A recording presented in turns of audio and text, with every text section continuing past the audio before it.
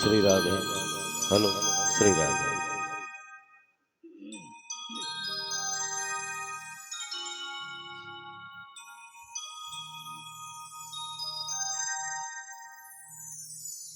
ओम नमो भगवते वासुदेवाय नमः। ओम श्री गुरुचरण कमलेभ्यो नमः। ओम श्री महासरस्वती दिव्यै नमः। ओम श्री गणेशाय नमः।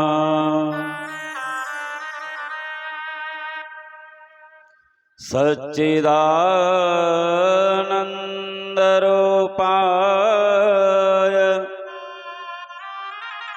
विश्वोत्पत्त्यादिहेतवे तापत्रविनाशाय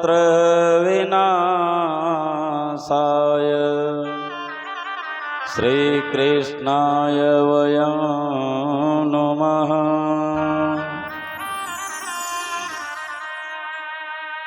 बंसी विभूषितकरान्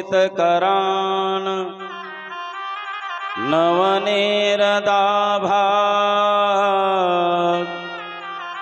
पीताम्बरधरुणबिम्बफलाधरोष्ठात् पूर्णेन्दुसुन्दरमुखा दरविन्दनेत्रा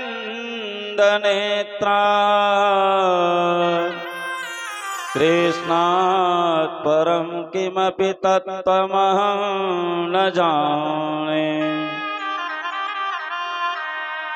यं प्रव्रजन्तमनुपेतमपेतकृत्यं द्वैपायनो विरहकातरया जुहाव।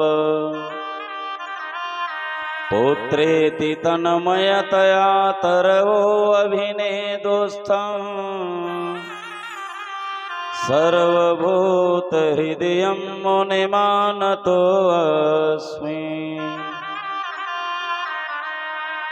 ॐ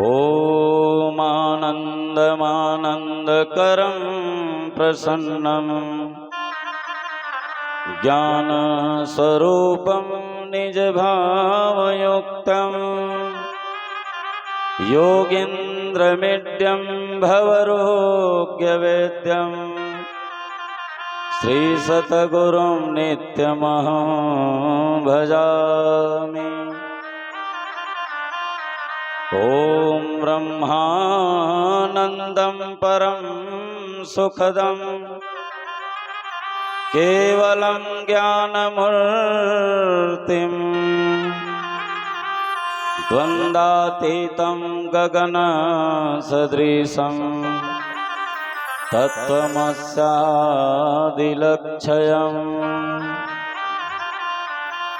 एकं नित्यं विमलं अचलं सर्वदा साक्षिभूतं भावातीतं त्रिगुणरहितं श्रीसद्गुरुं नित्यमहं भजामि। प्रथमं भारतीनां द्वितीयं च सरस्वती तृतीयं शारदा देवी चतुर्थहंसवाहिनी पंचमं जगति ख्यातं षष्ठं बागेश्वरी तथा सप्तमं कौमुदी प्रोक्तम् अष्टमं ब्रह्मचारिणी नवमं बुद्धमाता च दशम वरदायिनी एकादशं चंद्रकांते द्वादशो भुवनेश्वरी द्वादशो तानि नामानि त्रिसन्ध्यां पठेन्नरः मम जिह्वाग्रे वस्ते नित्यं ब्रह्मरूपो सरस्वती सरस्वती महाभागे विद्याकमललोचने विश्वरूपे विशालाक्षीं विद्यां देहि नमोऽस्तुते। वीणाधरे विपुलमङ्गलदानशीले भगतार्तिनाशिनि विरञ्चे हरीश वन्दे। कीर्ति प्रदे अखिल मनोरथ दे महाहे विद्या प्रदायनि सरस्वती नौमि नित्यं शब्दात्मिकां सुवि यगयजुषां विधानां मुदगीतरम्य पद पाठवतां च साम्नां देवी त्रिभगवती भवभायनाय वारतां च सर्वजगतां परमार्थहन्त्री। बिखरी हुई वीणा के तार जोड़ दे अम्ब कोकिल सकंठ हम तक प्रसार दे। तार दे दास को सुधार दे चित्तवृत्त जयति जयति जयति मातु शारदे। करत प्रतीक्षा अयोध्या से आज सभी रसना में राम रस आई बरसाई दे। जय जय श्री गुरुदेव पद बिनवहु बारंबार परमानंद स्वरूप वर गिरधर स्नेही उदार। मनोजवं मारुततुल्यवेगं जितेन्द्रियं बुद्धिमतां वरिष्ठं वतात्मजं वानरयोध्यमुख्यं श्रीरामदूतं शरणं प्रपद्ये। अतुलित बलधामं स्वर्णशैलाभदेहं तनुजवन कृशानुं ज्ञानिनामाग्रगण्यं सकलगुणनिधानं वानराणामधीशं रघुपति प्रियभक्तं मातजातं नमामि।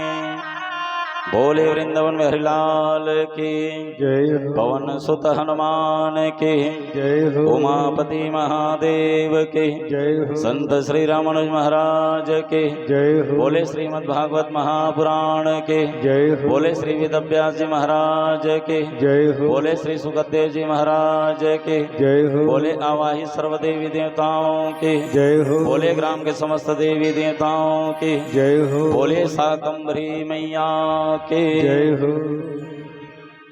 आइए हम सभी लोग अपने मन और वाणी को पवित्र करने के लिए 2 मिनट भगवान नाम का संकीर्तन करें। तत्पश्चात भगवान श्री हनुमंत लाला की कृपा होगी, परम पूज्य गुरुदेव भगवान की कृपा होगी, ग्राम के समस्त देवी देवताओं की कृपा होगी। तो आज वर्मा परिवार में हो रही श्रीमद् भागवत महापुराण सप्ताह ज्ञान यज्ञ अंतर्गत चतुर्थ दिवस की पावन बेला में जो कुछ समय हमें प्राप्त हुआ है उसे भगवान श्री बांके बिहारी के चरणों में सत्संग में लगाने की प्रयास करें। बोले वृंदावन बिहारी लाल की जय हो। हरे रामा हरे रामा रामा रामा हरे हरे हरे रामा हरे रामा रामा रामा हरे हरे हरे रामा हरे रामा राम रामा हरे हरे हरे रामा हरे रामा रामा रामा हरे हरे हरे रामा हरे रामा राम रामा हरे हरे हरे रामा हरे रामा रामा रामा हरे हरे हरे रामा हरे रामा राम रामा हरे हरे हरे रामा हरे रामा रामा रामा हरे हरे हरे रामा हरे रामा राम रामा हरे हरे हरे कृष्णा कृष्णा कृष्णा हरे हरे हरे कृष्णा कृष्ण कृष्णा हरे हरे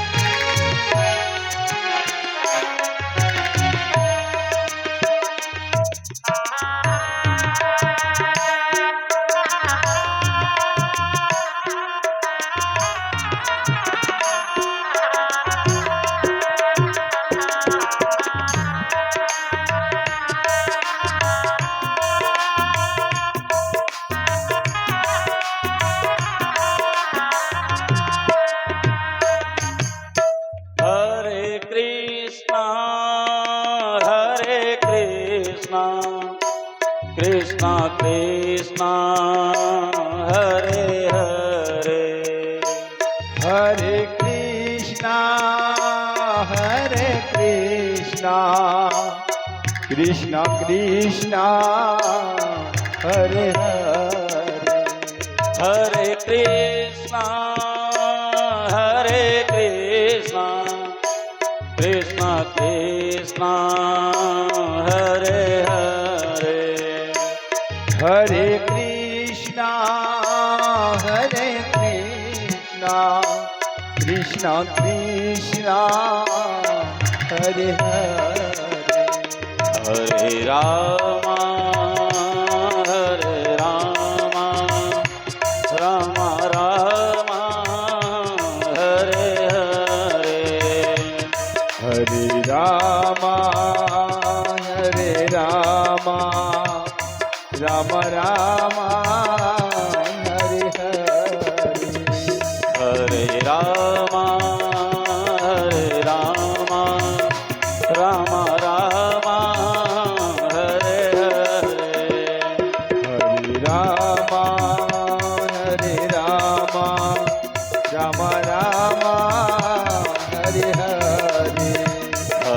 कृष्ण हरे कृष्ण कृष्ण कृष्ण हरे हरे कृष्ण हरे कृष्ण कृष्ण कृष्ण हरे हरे हरे राम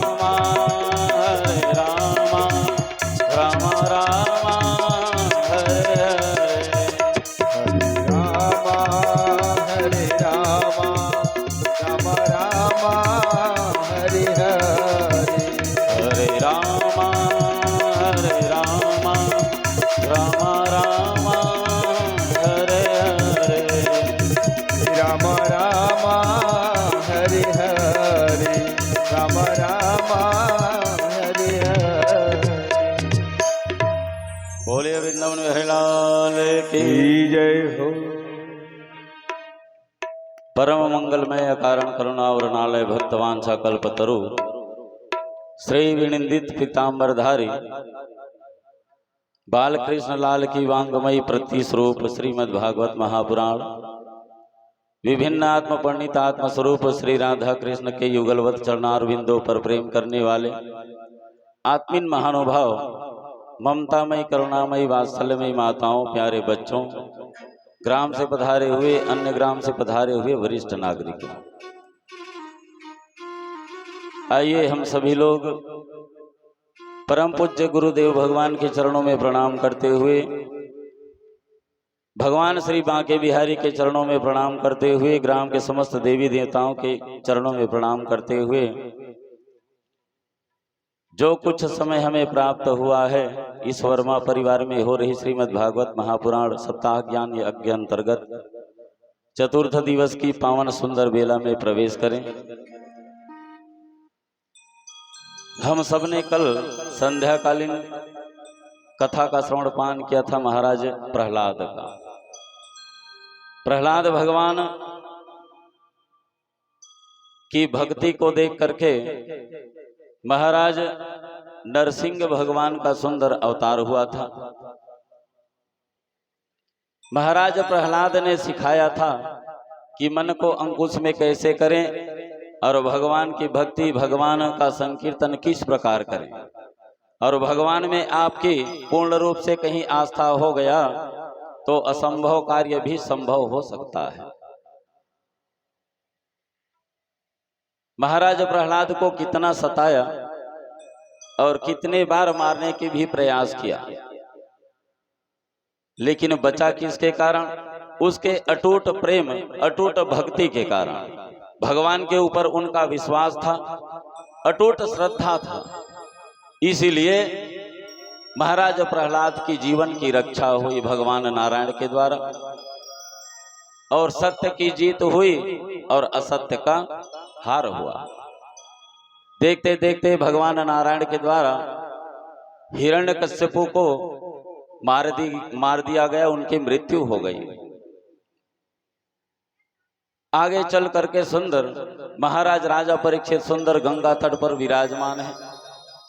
महाराज श्री सुखदेव जी ऊंचे आसन पर विराजमान है और महाराज राजा परीक्षित के द्वारा पूछे गए सभी प्रश्नों का सुंदर सरल ढंग से महाराज श्री सुखदेव जी उत्तर प्रदान कर रहे हैं।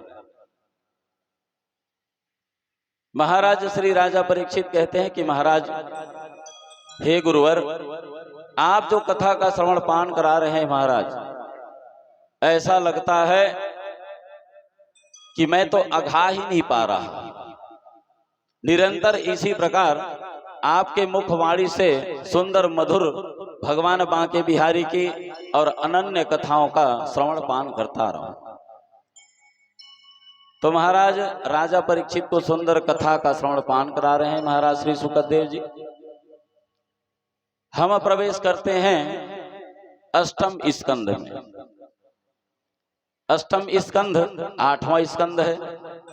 इसमें वासना के विनाश के लिए हमारे शास्त्रों में कई उपाय बताए गए हैं। हमारे जीवन में वासना तब जागती है जब हम उस परमात्मा से दूर हो जाते हैं। अपने परिवार में रह रहे हैं और परमात्मा से दूर है, तो हमारा जो मन है वो परिवार में ज्यादा लगेगा, वासना की ओर ज्यादा आगे बढ़ेगा। लेकिन उसी मन को, उसी शरीर को कहीं निरंतर आप परमात्मा के योग, ध्यान, कीर्तन, भजन में कहीं लगा दो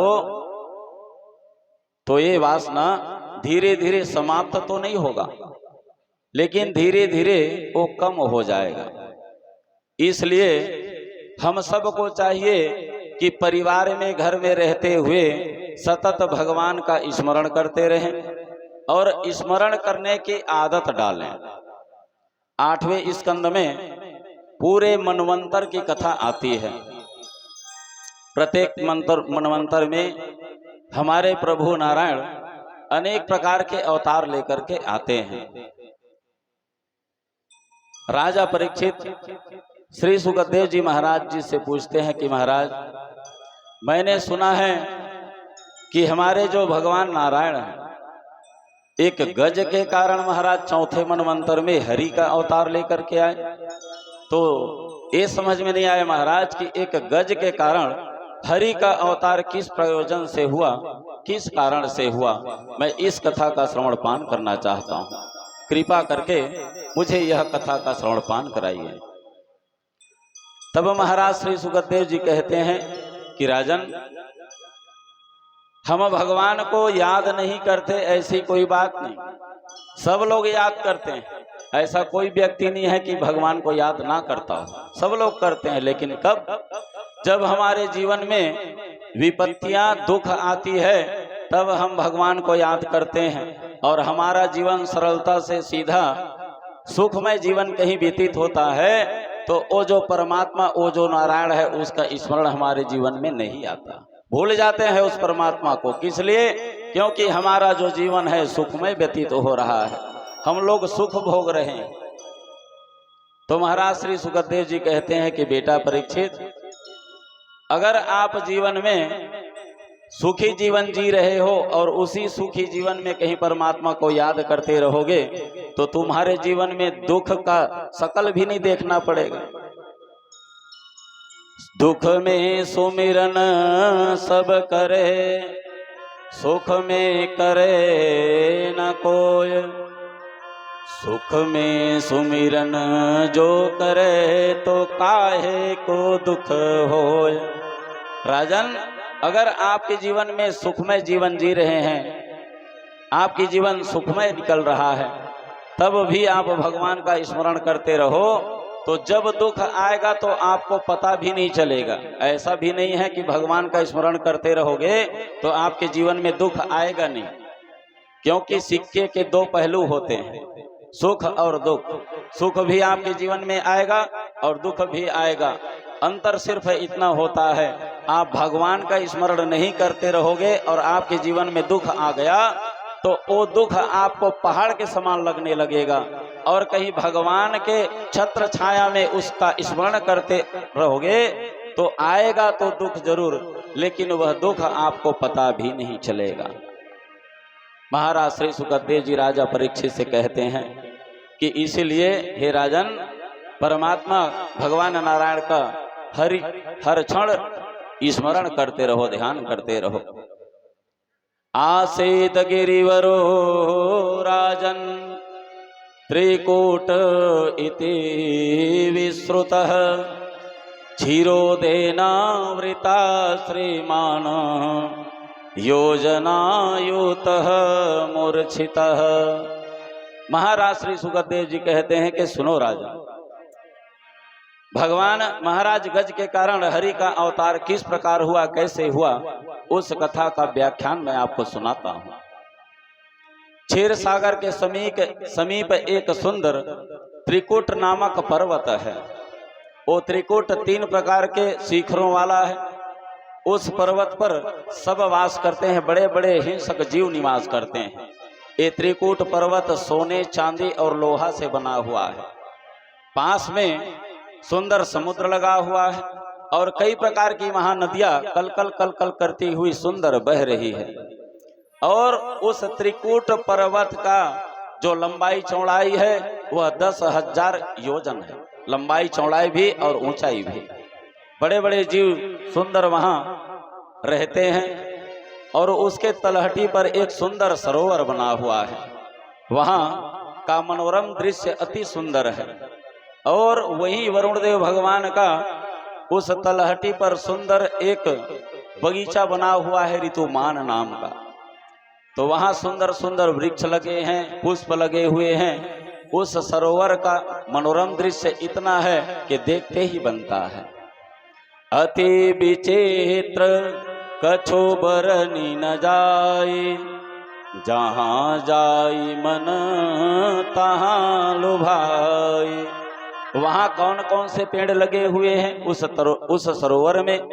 कदली करौंद के कति करवीर कल गगामिनी, चौरंग चंदन चारुता चंपका चमेली दामिनी, गदा गहन गुल मेहंदी गुलदावली गुलनार के, सुकुमार सारी सौरभा अम्बोज और अनार के, कर दो प्रफुल्लित मन द्रुमित पक्षी बाग मन भाने लगे, कोयल पपीहा की मधुर आवाज आज फिर आने लगे। वहाँ की जितने भी वृक्ष है, लता है, पुष्प है, अनेक प्रकार के लगे हुए उद्यान जैसा दिख रहा है। वहाँ जाने के बाद ऐसा लगता है उस सरोवर उस तलहटी में वरुण देव का जो बगीचा ऋतुमान का है, वहाँ जाने के बाद वहाँ से वापस आने का भी मन नहीं लगता। ऐसा सुंदर वह दृश्य है। और वहाँ सिद्ध चारण गंधर्व विद्याधर सब लोग वहाँ मात्र उस उद्यान को, उस ऋतुमान के बगीचा को देखने के लिए और घूमने के लिए आते थे। सिद्ध चारण गंधर्व विद्याधर महोर गई, किन्नरे सरसोभिश्च क्रीडद भी जुष्ट कंदरः। उसी त्रिकुट पर्वत पर मंगलमय कंदरा में एक सुंदर हाथी गजराज रहता था। गजराज जो हाथियों का राजा है, वह गजराज उसी त्रिकुट पर्वत पर रहता था और उनके 50 पत्नियां और 150 पुत्र रहते थे साथ में। ये हाथी का परिवार इतना सुंदर था, बिल्कुल बहुत सुंदर, एक साथ चलते थे। जब ये गजराज आगे आगे चलता और उनकी 50 पत्नियां 150 पुत्र एक साथ चलते थे, तो उस जंगल में जितने भी छोटे मोटे जीव जंतु रहा करते थे, सब उनका जय जयकार करते थे। इतना डरते थे उस गजराज से, क्योंकि सामूहिक रूप से एक ही परिवार था, उतना जनसंख्या था। इसलिए बड़े बड़े शेर भालू भी उस गजराज महाराज जी से डरते थे। जब उस जंगल के सभी जानवर पशु जब उस हाथी को देख करके डरने लग गए, तो ये गजराज महाराज को घमंड हो गया कि देखो, मेरे को और मेरे परिवार की जनसंख्या को देख करके इस जंगल में रह रहे सभी जानवर मुझसे डरते हैं। और सुंदर दहाड़ मार करके और घमंड के साथ में, मद के साथ में वो जंगल में घूमा करता था। एक दिन घूमते घूमते एक गजराज को प्यास लगने लग गई। अब जब प्यास लगने लग गई तो ये जो गजराज है अपने परिवार सहित कहाँ चले गए? उस सुंदर सरोवर में चले गए, जहाँ पर सुंदर ऋतुमान का बगीचा बना हुआ है। बगल में त्रिकुट पर्वत से घिरा हुआ उस सरोवर के पास चले गए। और देखो, कोई मरना रहता है किसी को, तो उनका जो मौत है वो ना चाहते हुए भी वहां खींच लाता है। महाराज गजराज को घमंड था और उनकी मौत उनके सर पर मंडरा रही थी। इसलिए देखते देखते एक गजराज महाराज उसी त्रिकुट पर्वत के तलहटी में जो सरोवर बना हुआ था, देखते देखते अपने 50 पत्नी और 150 पुत्रों के साथ में आगे बढ़ने लग गए। काल दंड धरे काहू न मारा, हरे तेज बल बुद्धि अपारा। देखते देखते उसी सरोवर पर चले गए और जाकर के सुंदर ये हाथी मद के मारे, घमंड के मारे एक दूसरे के ऊपर सोड़ से उस सरोवर से जल निकालते और जल निकाल करके अपने पत्नियों के ऊपर, अपने बच्चों के ऊपर ऐसे पानी को उड़ेल देते थे। उनकी पत्नियां भी अपने सूंड से पानी निकालती, अपने बच्चे के ऊपर छोड़ देती। धीरे धीरे उस सरोवर में जो जल है उसका स्नान का मजा ले रहे हैं। एक समय गजराज लियो अपने परिवार समेत सिधारो, स्नान कियो जल पान कियो, परिवार समेत जल मध्य विहारो। ताही समय ग्रह आई गयो, गजराज के पांव पकड़ी पछारो। जैसे ही महाराज गजराज और 50 पत्नियां 150 पुत्र एक साथ सुंदर जल स्नान कर रहे थे, एक दूसरे के ऊपर उड़ेर रहे थे, मद के मारे, घमंड के मारे कि यहाँ इस जंगल में, इस सरोवर में हमसे बढ़कर कोई नहीं है। और देखते देखते उसी सरोवर में एक मगर रहता था। वो मगर धीरे धीरे पानी के भीतर भीतर आया और आ करके महाराज उस गजराज के पैर को पकड़ लिया। तम तत्र कंश्चेन्द्रीपदैव उदितो, ग्राह्यो बलिसाम शरणेरुसाग्रहीत, यदृक्ष एवं व्यसनम गतो गजो, यथा बलम योवती बलो विचक्रमे। गज और ग्राह की लड़ाई प्रारंभ हो गई। महाराज गज के पैर को जैसे ही मगर पकड़े तो एक गजराज महाराज अपने पैर को छुड़ाने के लिए उस सरोवर से बाहर निकलना चालू कर दिया। अब खींच रहा है मगर को और मगर उनके पैर को पकड़ा हुआ है। अब देखो, एक है जलचर और एक है थलचर। एक गजराज महाराज थलचर है और मगर जलचर है।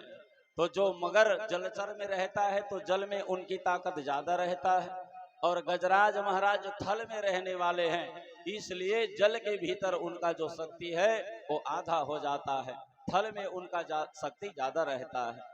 अबे महाराज जैसे ही मगर उनके पैर को पकड़े, ये गजराज महाराज अपने पैर को छुड़ाने के लिए पार में ले जाता था। 2 पैर उनका पार में जाता और धीरे धीरे मगर उस गजराज को खींच करके ताकत लगा करके फिर पीछे उस सरोवर में ले जाता था। और इन दोनों के पास 10-10 हजार हाथियों का ताकत था, मगर के पास भी और हाथी के पास भी। और दोनों के बीच में अपार लड़ाई होना चालू हो गया। ये हाथी अति कामी था, घमंड था इनको, इसीलिए इनका 150 पुत्र हो गया था। और जंगलों में एक रहता है शेर।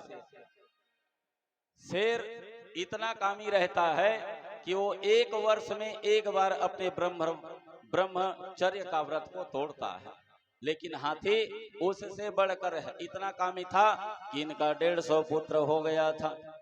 अब काल रूपी मगर आया और उनके पैर को जैसे ही पकड़ा, महाराज ये जो गजराज है वो परेशान हो गया। और देखते देखते कई हजार वर्ष बीत गया, इन दोनों के बीच में युद्ध प्रारंभ है। महाराज गजराज आज जान गया कि अब मैं इससे छूटने वाला नहीं हूँ, और अपनी धर्म पत्नियों को पुकारने लगा, चिंगाड़ मारने लगा कि ऐ मेरी पत्नियों आओ मुझे बचाओ, ये मगर मेरे पैर को पकड़ लिया है। अपने पत्नियों को, बच्चों को जैसे ही चिल्लाया तो इनकी जो पत्नियां हैं सोंढ़ में सोंढ़ मिला करके आ करके उनको बचाना चालू कर दिया। लेकिन महाराज मगर की ताकत इतना था कि वो 50 पत्नियां और 150 पुत्र जो सोंढ़ में सोंढ़ मिला करके खींच रहे थे, महाराज उस गजराज को पानी से बाहर भी ना निकाल सके। जितने भी 50 पत्नियां हैं, 150 पुत्र, ये भी थक गए, हार गए, और हार थक करके वो उस गजराज को वहीं मरने के लिए छोड़ दिया। अब देखो, परिवार ऐसा होता है, प्रैक्टिकल करके देखना कभी अपने परिवार में। कभी कभी हमारे ऊपर कहीं विपत्ति आ जाए, समस्या आ जाए, छोटी मोटी समस्या है तब तो साथ दे देंगे, लेकिन बहुत बड़ी कहीं समस्या है, आप बहुत बड़े उलझन में पड़ने वाले हो, तो अपने सगे परिवार भी आपको छोड़ देंगे। ये प्राकृतिक नियम है। वैसे ही गजराज महाराज को 50 पत्नियां और 150 पुत्र छोड़ करके चले गए। अब उनका अंतिम समय आ गया।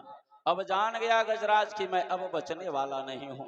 इसलिए महाराज गजराज वो भगवान नारायण को पुकारने लग गए। महाराज गजराज भगवान नारायण के लिए सुंदर उसी सरोवर से एक कमल निकाला, तोड़ा और हे प्रभु, हे नारायण, हे हरि, अब आप ही हो बचाने वाले, संसार में मेरे परिवार तो मुझे छोड़ करके चले गए हैं। ये सोच करके भगवान श्री नारायण का ध्यान करने लग गए। सोयंतः सरस्योरो बलेन गृहीतो आर्तो दृष्ट्वा गुरुतमति हरिं खौपात चक्रम उच्छेप्य सांबुजकरं गिरिमा कृक्षा नारायणं खिल गुरु भगवान नमस्ते। आज देखते देखते गजराज महाराज उस नारायण को पुकारने लगा और जैसे ही नारायण महाराज को पुकारा, महाराज भगवान नारायण जो अपने क्षीर सागर पर सोए हुए थे, महाराज नारायण के कानों में इस गजराज की आवाज गई, उनकी स्तुति गई। याद होगा आपको, जब मैया द्रौपदी, पांचों पांडव, धृतराष्ट्र महाराज, भीष्म पितामह, सुंदर दरबार लगा हुआ था और दुशासन के द्वारा पांचों पांडव अपने जुए में द्रौपदी को हार गए थे। द्रौपदी मैया को दुशासन ने कहा कि आओ मेरे जंघा में बैठ जाओ। उनको ललकारा और ललकार करके उनकी जो साड़ी है वो खींचने लगी। जब उनकी साड़ी खींचती जा रही है और उनकी भरी सभा में बेइज्जती होने वाली थी, तो सबसे पहले परिवार की तरफ देखे, भीष्म पितामह की तरफ देखे, लेकिन न उनके सगे जो पति हैं पांचों पांडव, ये भी उनकी रक्षा ना कर सके और भीष्म पितामह भी उनकी रक्षा ना कर सके। मैया द्रौपदी जान गई कि आज सगे जो मेरे परिवार हैं वो बचाने में असक्षम है, नहीं बचा सकते। इसलिए भगवान कन्हैया को याद किया और भगवान कन्हैया ने आकर के उनकी लाज बचाए थे। महाराज गजराज कमल के पुष्प लिए और कमल के पुष्प लेकर के सुंदर 28 श्लोकों में प्रार्थना करना चालू कर दिया। सुनी रे मैंने निर्मल के बलराम, सुनी रे मैंने निर्बल के बलराम, निर्बल होए गजराज पुकार्यो, निर्बल होए गजराज पुकार्यो, आयो आधो नाम, सुनी रे मैंने निर्बल के बलराम, सुनी रे मैंने निर्बल के बलराम। आज महाराज गजराज भगवान नारायण को पुकारने लग गए और जिसको बचाने वाला परमात्मा है उसको मारने वाला कोई तैयार हो नहीं सकता। जाको राके साइया मार सके ना कोई। भगवान नारायण बचाने वाला है तो उसको मारने वाला कौन है। जैसे ही भगवान नारायण के पास वो आवाज गई तो भगवान नारायण सब कुछ त्याग करके वहां से सीधा गजराज के पास पुकारे पहुंच गए। मैया लक्ष्मी पूछती रही कि महाराज क्या बात है, आप कहाँ जा रहे हो। तो भगवान नारायण ने इतना बताया कि मैं गजराज के पास जा रहा हूँ। तो मैया क्या सुनी, हाथ जोड़ लक्ष्मी कहे कहाँ चले यदुनाथ, गज कहते लक्ष्मी सुने राज सुने गजराज। गजराज के पास जा रहा हूं इतना बोले तो देखो भगवान नारायण अपने भक्त को बचाने के लिए कितना जल्दी और कितना स्पिरिट में जाते हैं। गज को सुनी लक्ष्मी और राज कहते ही भगवान नारायण गजराज के पास पहुंच गए। जैसे ही भगवान गजराज के पास पहुंचे तो आते ही अपना चक्र सुदर्शन अपने उंगली में लिए और देखते देखते महाराज मगर का उद्धार कर दिया। मगर का पहले उद्धार कर दिया और भगवान नारायण के ऊपर सुंदर कमल का जो पुष्प तोड़ कर रखा हुआ था 28 श्लोकों में प्रार्थना करके भगवान नारायण को वह गजराज वह पुष्प समर्पित कर दिया।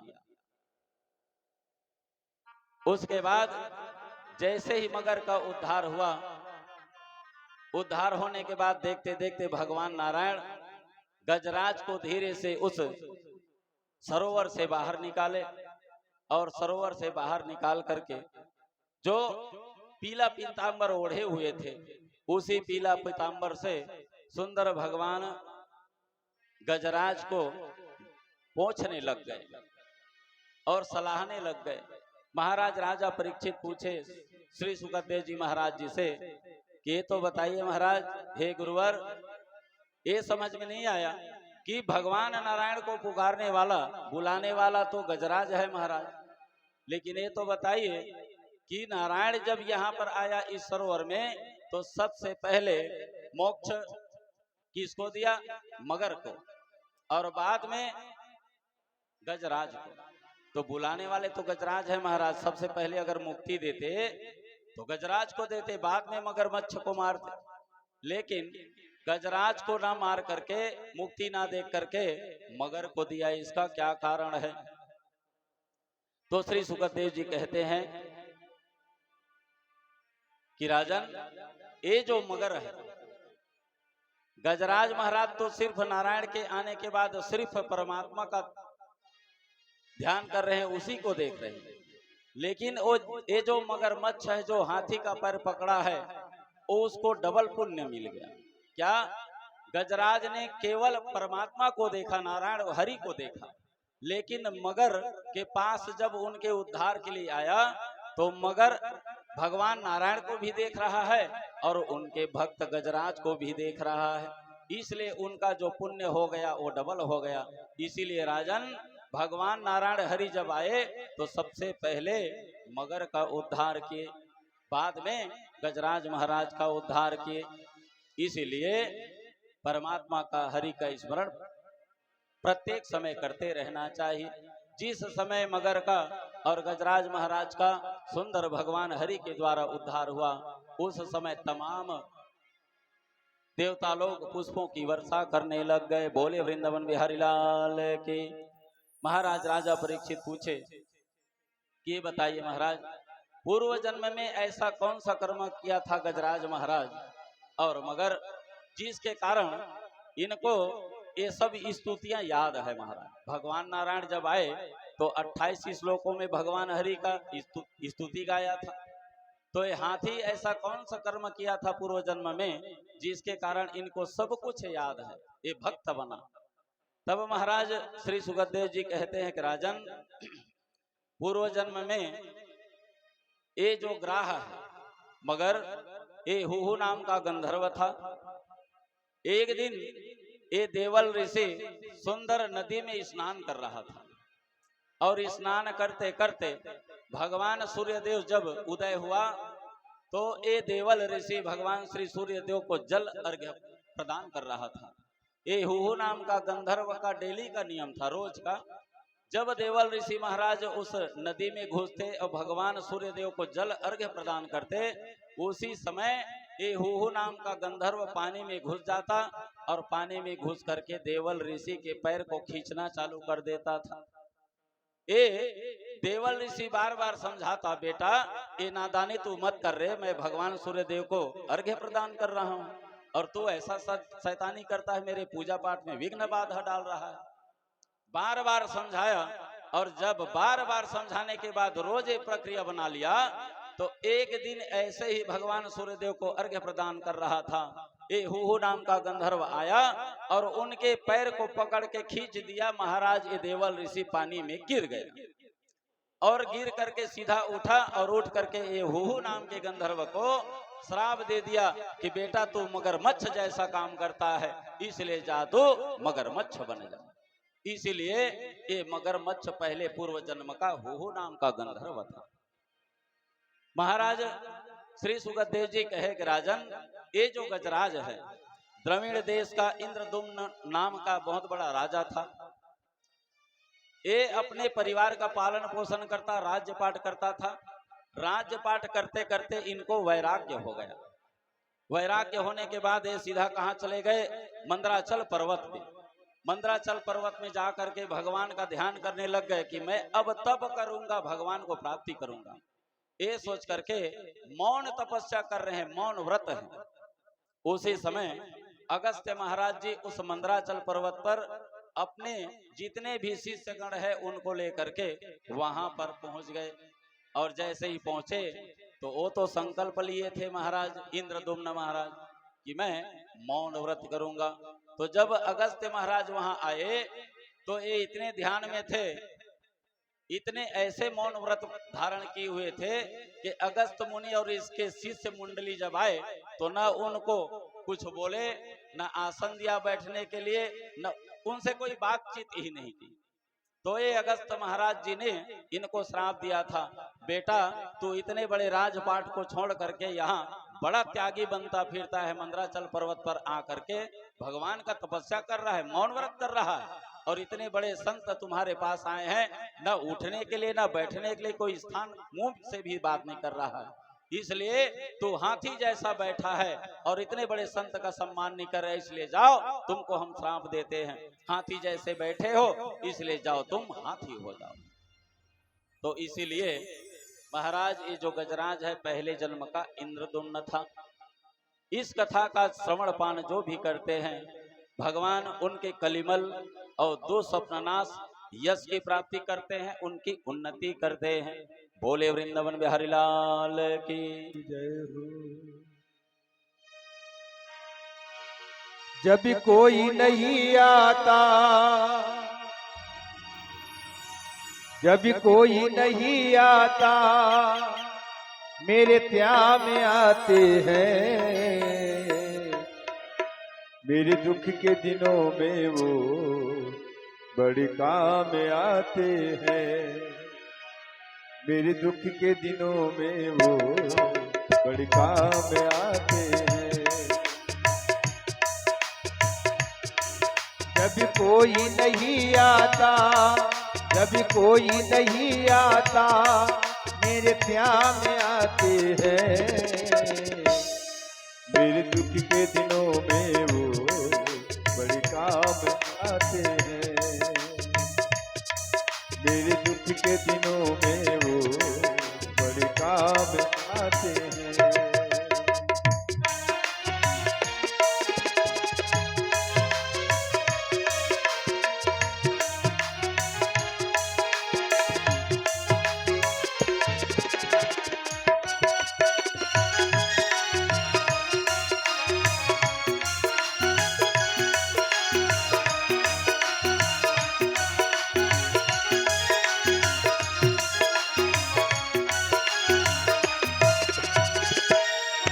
मेरी नैया चलती है,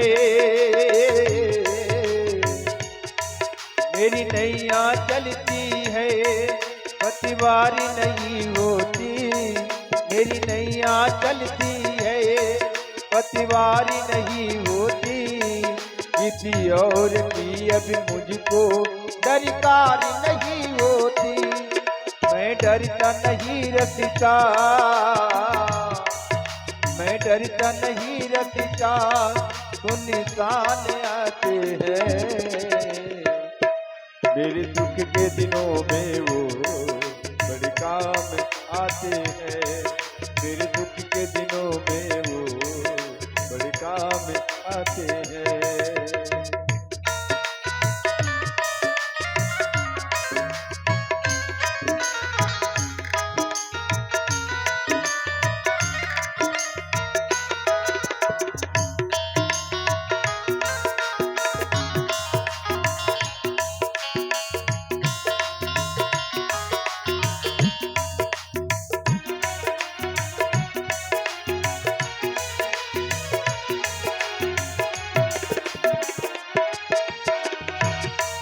ये कितने बड़े होकर, ये कितने बड़े होकर तीनों से प्यार करे, ये कितने बड़े होकर तीनों से प्यार करे, अपने भक्तों के दुख पल में स्वीकार करे, ये बिन बोले सब कुछ, ये बिन बोले सब कुछ पहचान जाते हैं, मेरे दुख के दिनों में वो बड़े काम आते हैं,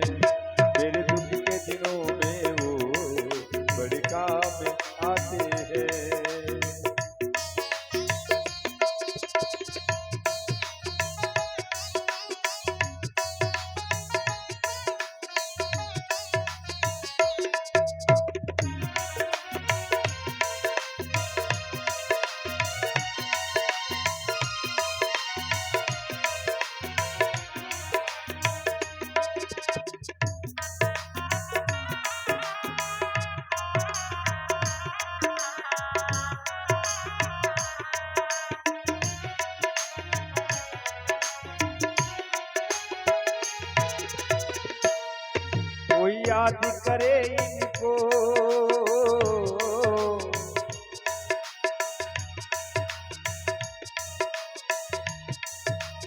ओ,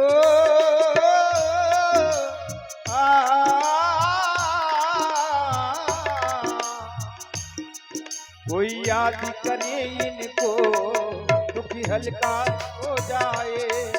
कोई याद करे इनको, दुख हल्का हो जाए। कोई भक्ति करे इनकी, ये उनका हो जाए। हरि भक्तों का कहना, हरि भक्तों का कहना ये मान जाते हैं। मेरे दुख के दिनों में वो बड़े काम आते हैं। मेरे दुख के दिनों में वो बड़े काम आते हैं। जब कोई नहीं आता, जब कोई नहीं आता, मेरे प्यार में आते हैं। मेरे दुख के दिनों में वो बड़े काम आते हैं। जरा तेरी ठहरो राम, जरा तेरी ठहरो राम, तमन्ना यही है। अभी हमने जी भर के देखा नहीं, अभी हमने जी भर के देखा नहीं।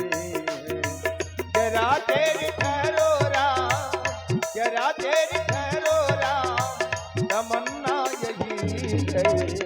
अभी हमने जी भर के देखा नहीं है, अभी हमने जी भर के देखा नहीं है, अभी हमने जी भर के देखा नहीं है, अभी हमने जी भर के देखा नहीं है।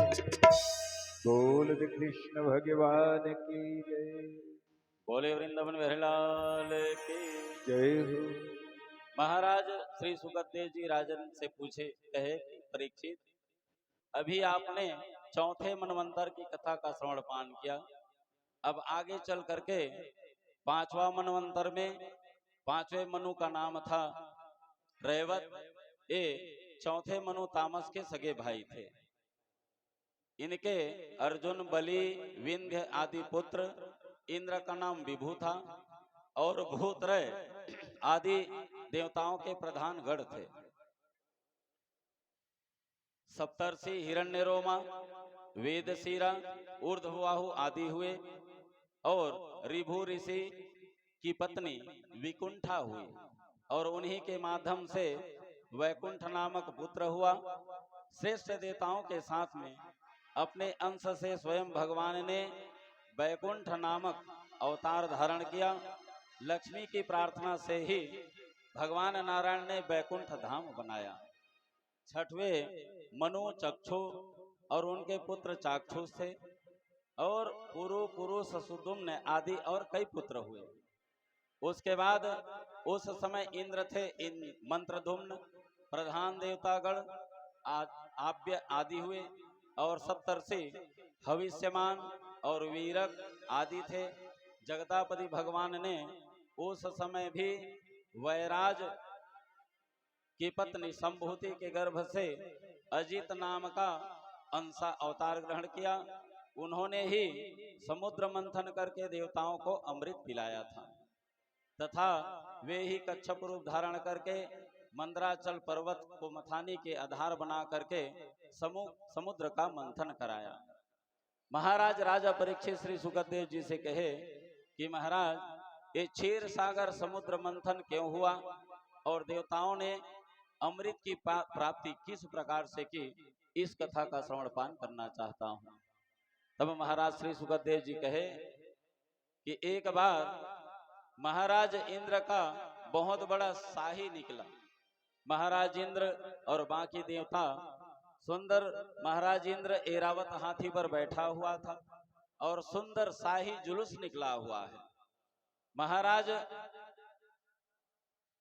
जब जुलूस निकला तो दुर्वासा महाराज जी बैकुंठ धाम से भगवान नारायण का दर्शन करके वहां से वापस आए तो महाराज नारायण ने उनको सुंदर एक माला प्रदान किया आशीर्वाद के रूप में।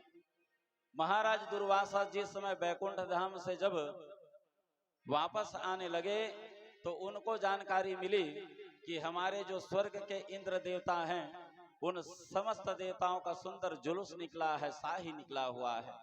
ये सोच करके महाराज दुर्वासा ने सोचा क्यों ना मैं भी इतने बड़े राजा का भेंट मुलाकात कर लूं। ये सोच करके दुर्वासा महाराज जी कहाँ आ गए, जहां बहुत बड़ा शाही निकला हुआ था। और वहां जब आए तो इंद्र महाराज ऐरावत हाथी पर बैठा हुआ है। दुर्वासा महाराज जी पास में आए और उनको भेंट स्वरूप जो भगवान बैकुंठ धाम नारायण ने जो माला उनको प्रदान किया था वही माला महाराज इंद्र को प्रदान कर दिया। और जैसे ही इंद्र को प्रदान किया तो इंद्र महाराज ने उसको अपने गले में नहीं डाला, हाथ में रखा और उसके बाद वो जो ऐरावत हाथी के ऊपर में बैठा था उसी ऐरावत हाथी के गले में वो माला डाल दिया। अब ऐरावत हाथी पशु तो पशु है, इसलिए ऐरावत हाथी उस माला को अपने सूंड से निकाला और सूंड से निकाल करके जमीन में पटक दिया और अपने पैरों से उस माला को रौंद दिया। जैसे ही ऐरावत हाथी ने उस माला को रौंदा महाराज दुर्वासा को क्रोध आ गया। उसने कहा अरे इंद्र, इतने बड़े बैकुंठ धाम नारायण के द्वारा आशीर्वाद रूप मुझे यह माला मिला था और इस माला को भी मैं तुमको भेंट स्वरूप प्रदान किया था, तू इस ऐरावत हाथी जिसके पास दिमाग नहीं है इस पशु को दे दिया, ये क्या जानेगा इस माले का कीमत, और रौंद दिया। तो जाओ, तुमने मेरे माला का मेरा आशीर्वाद का अपमान किया है, इसलिए जाओ तुमको मैं श्राप देता हूँ, श्रीहीन हो जाओ, शक्तिहीन हो जाओ। और जैसे ही महाराज इंद्र को श्राप दिए महाराज दुर्वासा वहां से निकल गए। देखते देखते ये सभी देवता गरीब हो गए, शक्तिहीन हो गए, उनके पास न शक्ति है, न धन है, न दौलत है, पूरा खत्म हो गया। इधर महाराज दैत्यों को पता चला कि दुर्वासा महाराज के द्वारा इनको श्राप मिला है, ये लोग श्रीहीन शक्तिहीन हो चुके हैं। इसलिए जितने भी दैत्य है ये सभी लोगों ने स्वर्ग में आक्रमण कर दिया, धावा बोल दिया और सब देवताओं को वहां से निष्कासित कर दिया, स्वर्ग से भगा दिया। और जैसे ही सभी देवता वहां से भगे तो वहां दैत्यों का राज चलने लगा। ये सभी देवता डर के मारे भागे भागे कहाँ चले गए, भगवान ब्रह्मा जी के पास। और ब्रह्मा जी के पास जाकर के अपना दुखड़ा सुनाने लग गए। देखो महाराज, दैत्य असुरों ने, बलि महाराज ने हमारे स्वर्ग पर आक्रमण कर दिया महाराज, और हमें दुर्वासा के द्वारा श्राप मिल गया है। हमारा जो धन संपत्ति था और जो शक्ति था वह सब छीण हो चुका है। भगवान ब्रह्मा ने कहा कोई बात नहीं भैया, अगर आपका स्वर्ग आपसे छीन चुका है, शक्तिहीन श्रीहीन हो चुके हो, तो मैं तो नहीं बता सकता कि क्या उपाय है।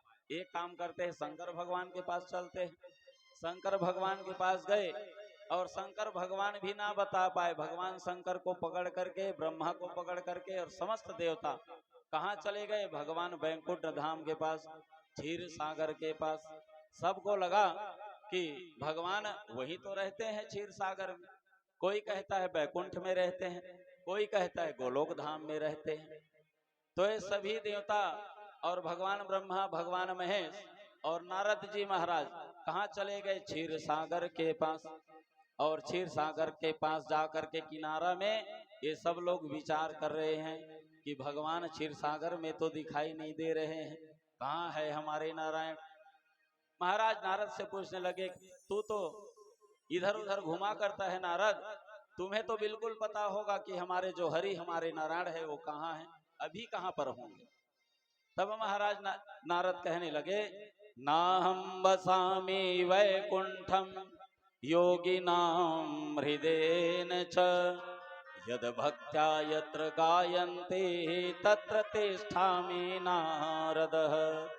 महाराज नारद जी कहें कि महाराज वो तो ना ही बैकुंठ में रहते हैं और ना ही वो क्षीर सागर में रहते हैं, ना वो गोलोक धाम में रहते हैं, वो तो भक्त जैसे पुकारते हैं श्रद्धा भक्ति से, भगवान वहीं पर उपस्थित हो जाते हैं। तो सब लोगों ने अपना अपना बात रखा, नारद ने भी अपनी बात रखी। सब देवताओं ने, कोई कहता है गोलोक में होगा, कोई क्षीर सागर में, और नारद जी कहते हैं कि भक्त जैसे पुकारते हैं भगवान प्रकट हो जाते हैं, हरि व्यापक सर्वत्र समान। तो भगवान शंकर चुपचाप बैठे हुए, किसी को उत्तर नहीं दिए। जब सब लोग शांत हो गए तब कहा कि भैया भगवान तो सर्वत्र विराजमान हैं, उसकी स्तुति बस गाओ श्रद्धा विश्वास के साथ, तो भगवान वहीं पर प्रकट हो जाएंगे। एक नियम है, जैसे यहाँ क्षीर सागर के पास नारद जी बैठे हैं, समस्त देवता बैठे, भगवान ब्रह्मा और महेश जी बैठे हैं। जब सब लोग अपना अपना उत्तर प्रत्युत्तर दे लिए तो भगवान शंकर जी चुपचाप बैठे हैं। जब सब चुपचाप हो गए तब भगवान शंकर ने बोला। तो वैसे ये प्राकृतिक नियम क्या है, जैसे आपके गांव में बैठक होता है तो आप लोग बैठते हो, 40-50 लोग, सियान लोग, और सब लोग कुछ बात पर कोलाहल करते हैं, कोई कुछ बोल रहा है, कोई कुछ बोल रहा है, लेकिन उस समय आपके बात का कीमत नहीं होगा। जब सब लोग शांत बैठ जाएं, उसके बाद आप खड़ा होकर के एक अकेला बोलोगे तो सब लोग उस बात को सुनेंगे। वैसे ही भगवान शंकर, सब लोग चुप हो गए, उसके बाद ही भगवान शंकर खड़ा होकर के बोले कि भगवान नारायण जहां भी बुलाओगे वहां प्रकट हो जाएंगे, उसके लिए प्रेम चाहिए। भगवान तो सर्वत्र विराजमान है। और देखते देखते सब मिल करके भगवान नारायण को याद करने लग गए। अविक्रियम सत्यमनंत माध्यम गुह्याशयम निष्कलम प्रतर्क्यम मनोग्रयानम वचसा निरुक्तम नमामहे देववरम वरेण्यम। भगवान ब्रह्मा महेश और सब देवता लोग कहने लगे कि हे नारायण, आप निर्विकार हैं, सत्य हैं, अनंत हैं, आदि पुरुष हैं, सबके हृदय में अंतर्यामी रूप से महाराज विराजमान रहते हैं, आप अखंड एवं अतर्क हैं। हे प्रभु, हम आपको याद कर रहे हैं, आइए प्रकट हो जाइए। और जैसे ही सब देवताओं ने 25 श्लोकों में भगवान नारायण की स्तुति की, देखते देखते भगवान नारायण वहां प्रकट हो गए। और जैसे ही प्रकट हुए तो आकाश मार्ग से जितने भी देवता है सब पुष्पों की वर्षा करने लग गए। भगवान नारायण प्रकट हो गए और प्रकट होकर के पूछने लगे कि बताओ देवताओं, मुझे कैसे याद किया है। तब भगवान ब्रह्मा और शंकर जी और स्वर्ग के जितने भी देवता है एक स्वर में कहने लगे, क्या बताएं महाराज, इन दैत्यों की तो बड़ा भाव बढ़ा हुआ है, उनके पास शक्ति इतना ज्यादा हो गया है कि महाराज हमें तो श्राप मिला है, उसी में शक्तिहीन हो चुके हैं महाराज, और हमारा जो घर है, जो स्वर्ग है, वो हमसे ये दैत्यों ने छीन लिया है, और हम दर बदर भटक रहे हैं महाराज, और हम अपना स्वर्ग को प्राप्ति करना चाहते हैं, तो ऐसा कोई उपाय बताइए। तो भगवान नारायण ने कहा कि तुम चिंता मत करो देवताओं, मैं जो उपाय बता रहा हूं उससे तुम्हें धन संपत्ति भी मिलेगी और अमृत की भी प्राप्ति हो जाएगी। जब उन्होंने तरीका बताया, आश्वासन दिया, तब सभी देवता मिलकर के फिर से 8 श्लोकों में जाने से पहले भगवान नारायण का स्तुति किया था। भगवान नारायण ने उनको आश्वासन दिया, तुम एक काम करना देवताओं, सबसे पहले यहाँ से कहाँ चले जाना, महाराज बलि के पास, और बलि के पास जाकर के सबसे पहले उससे मित्रता करना, संधि कर लेना, और संधि हो जाएगी उसके बाद उनसे तुम कहना कि भैया हम एक काम करते हैं, समुद्र मंथन करते हैं, और समुद्र मंथन के बाद वहां से अमृत मिलेगी। संधि करोगे तो उनको बताना बलि को कि समुद्र मंथन करेंगे, वहां से अमृत निकलेगी। और जैसे ही समुद्र मंथन करोगे तो क्या क्या करना पड़ेगा आपको, क्षीर सागर में जाओगे और सब प्रकार के वहां घास, तिनका, लताएं, औषधि ये सब डाल दोगे, और उसके बाद फिर मंदराचल पर्वत के पास जाओगे, मथानी बनाओगे। जब मथानी आ जाएगी तो वासुकी नाग के पास जाओगे और उसका नेति बनाओगे। इस प्रकार से कहीं समुद्र मंथन करते हो तो आपको धन संपत्ति भी मिलेगी, अमृत की भी प्राप्ति होगी। अब जैसे ही आश्वासन दिया, भगवान देखते देखते वहां से अंतर ध्यान हो गए। ये सब देवता दौड़े दौड़े कहाँ चले गए? जिस सिंहासन पर महाराज बलि दरबार लगा हुआ है बलि का, ये स्वर्ग का जो इंद्र देवता है सबसे आगे में है, बाकी देवता पीछे पीछे। ये बात करने में चतुर है, आप ही बात करना भैया, आपको अच्छा आता है बात करने के लिए। ये महाराज इंद्र दौड़े दौड़े कहाँ चले गए? बलि महाराज के दरबार में।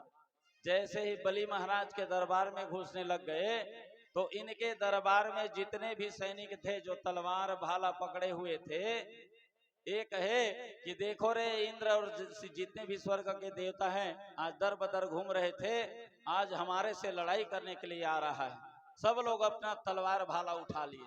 तब बलि महाराज कहे, अरे देतो थोड़ा रुको, तो पहले देख तो लो कि वो किस प्रयोजन से यहाँ आ रहा है। अरे उनके हाथ में ना तो तलवार है, ना भाला है, ना त्रिशूल है, वो हमसे क्या लड़ाई करेगा? पहले देख तो लो, आने दो पास। और जैसे ही महाराज इंद्र उस दरबार में पहुंचा और पहुंचने के बाद सुंदर चाटुकारिता की भावना से बात करने लगा कि भैया बलि, हम आपसे मिलने आए हैं, आपसे मित्रता करना चाहते हैं। तो बलि ने कहा कि भैया कुछ देर पहले तो आप दुश्मन थे, और किस प्रकार से आप हमसे मित्रता करने आए हो? तो महाराज इंद्रदेव कहने लगा कि हमारी सोच है महाराज कि हम सब मिल करके मित्रता कर लें और सब मिल करके समुद्र मंथन करेंगे महाराज। और समुद्र मंथन करेंगे तो क्या निकलेगा करके पूछे बलि। तो महाराज वहां से धन संपत्ति निकलेगी और अमृत भी मिलेगा। तो महाराज बलि कहने लगा, अरे बारी मथय घृत होए बरु सिकता ते बरु तेल। अरे तू रेत को पेरने के बाद वहां से तेल निकालना चाहता है तो तेल निकलेगा। तो इंद्र महाराज कहने लगा, नहीं महाराज, वहां से धन संपत्ति भी मिलेगी और अमृत की भी प्राप्ति होगी, हमें भगवान नारायण ने आश्वासन दिया है।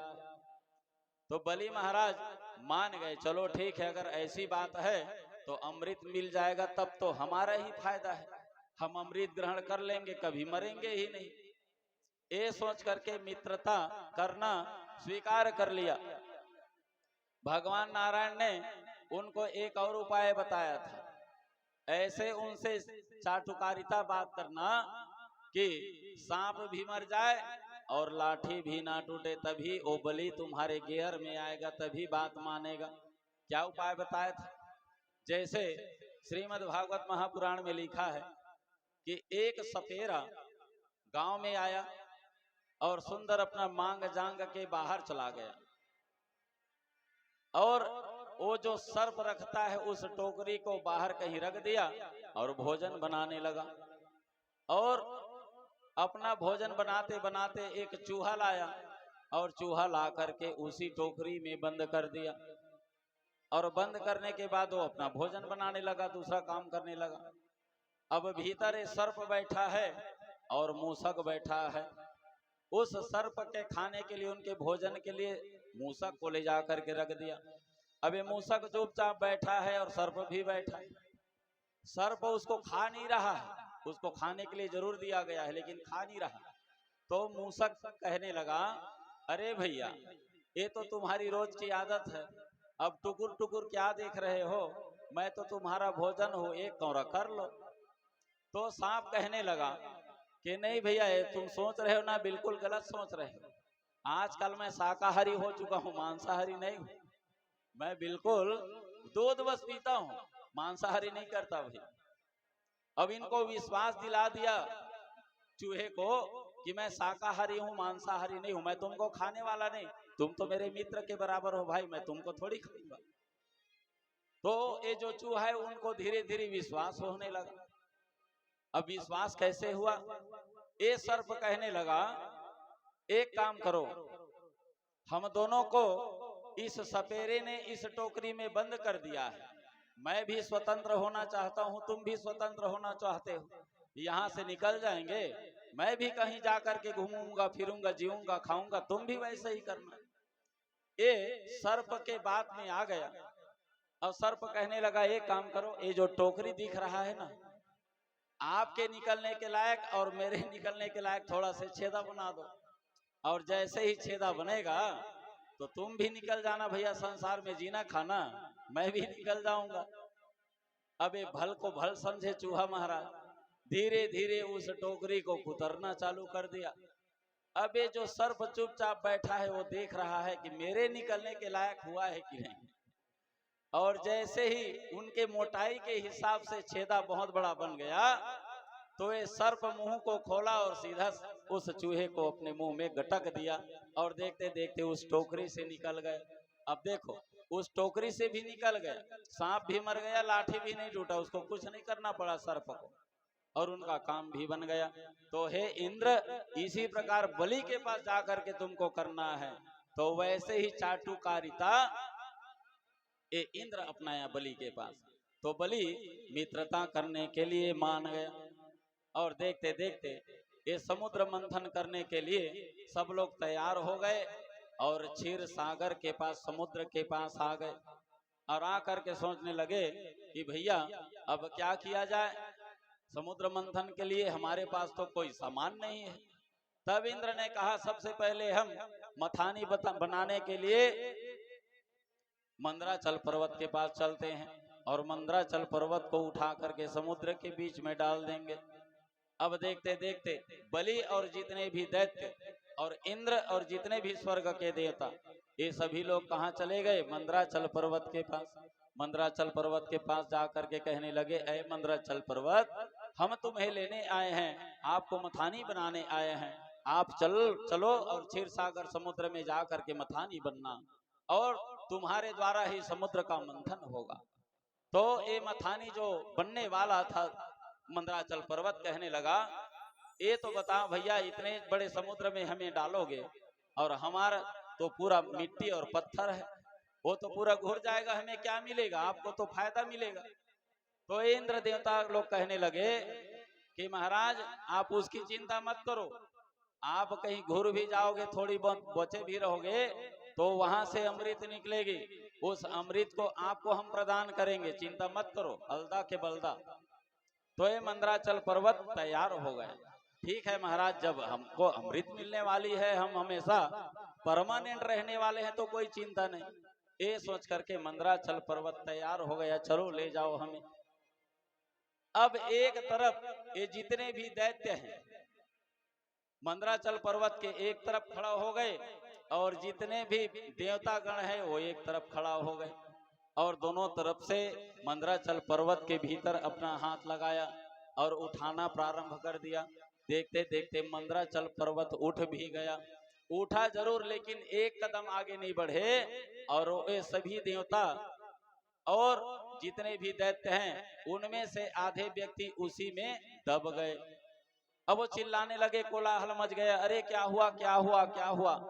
भगवान नारायण ऊपर से देख रहे हैं, तो गरुड़ में बैठे बैठे भगवान नारायण स्वयं वहां आए, और आकर के वो मंदराचल पर्वत को उठा करके समुद्र के भीतर में ले जा करके स्थापित कर दिया।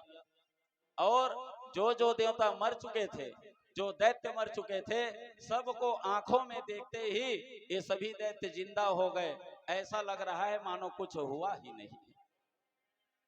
अब मंदराचल पर्वत आ गया। अब कहे कि मंदराचल पर्वत तो मथानी के रूप में आ चुका है, अब इसको घुमाने के लिए रस्सी भी चाहिए। तो इंद्र महाराज कहने लगा कि चलो वासुकी नाग के पास जाते हैं, वासुकी नाग को प्रार्थना करेंगे और नेति बनाएंगे। ये सभी दैत्य और दानव सभी लोग चले गए वासुकी नाग के पास। वासुकी नाग के पास जाकर के कहने लगे, हे वासुकी, हम आपको नेति बनाने के लिए समुद्र मंथन के लिए आए हैं, तो आप चलिए और चल करके मंदराचल पर्वत पर लपटा जाइए।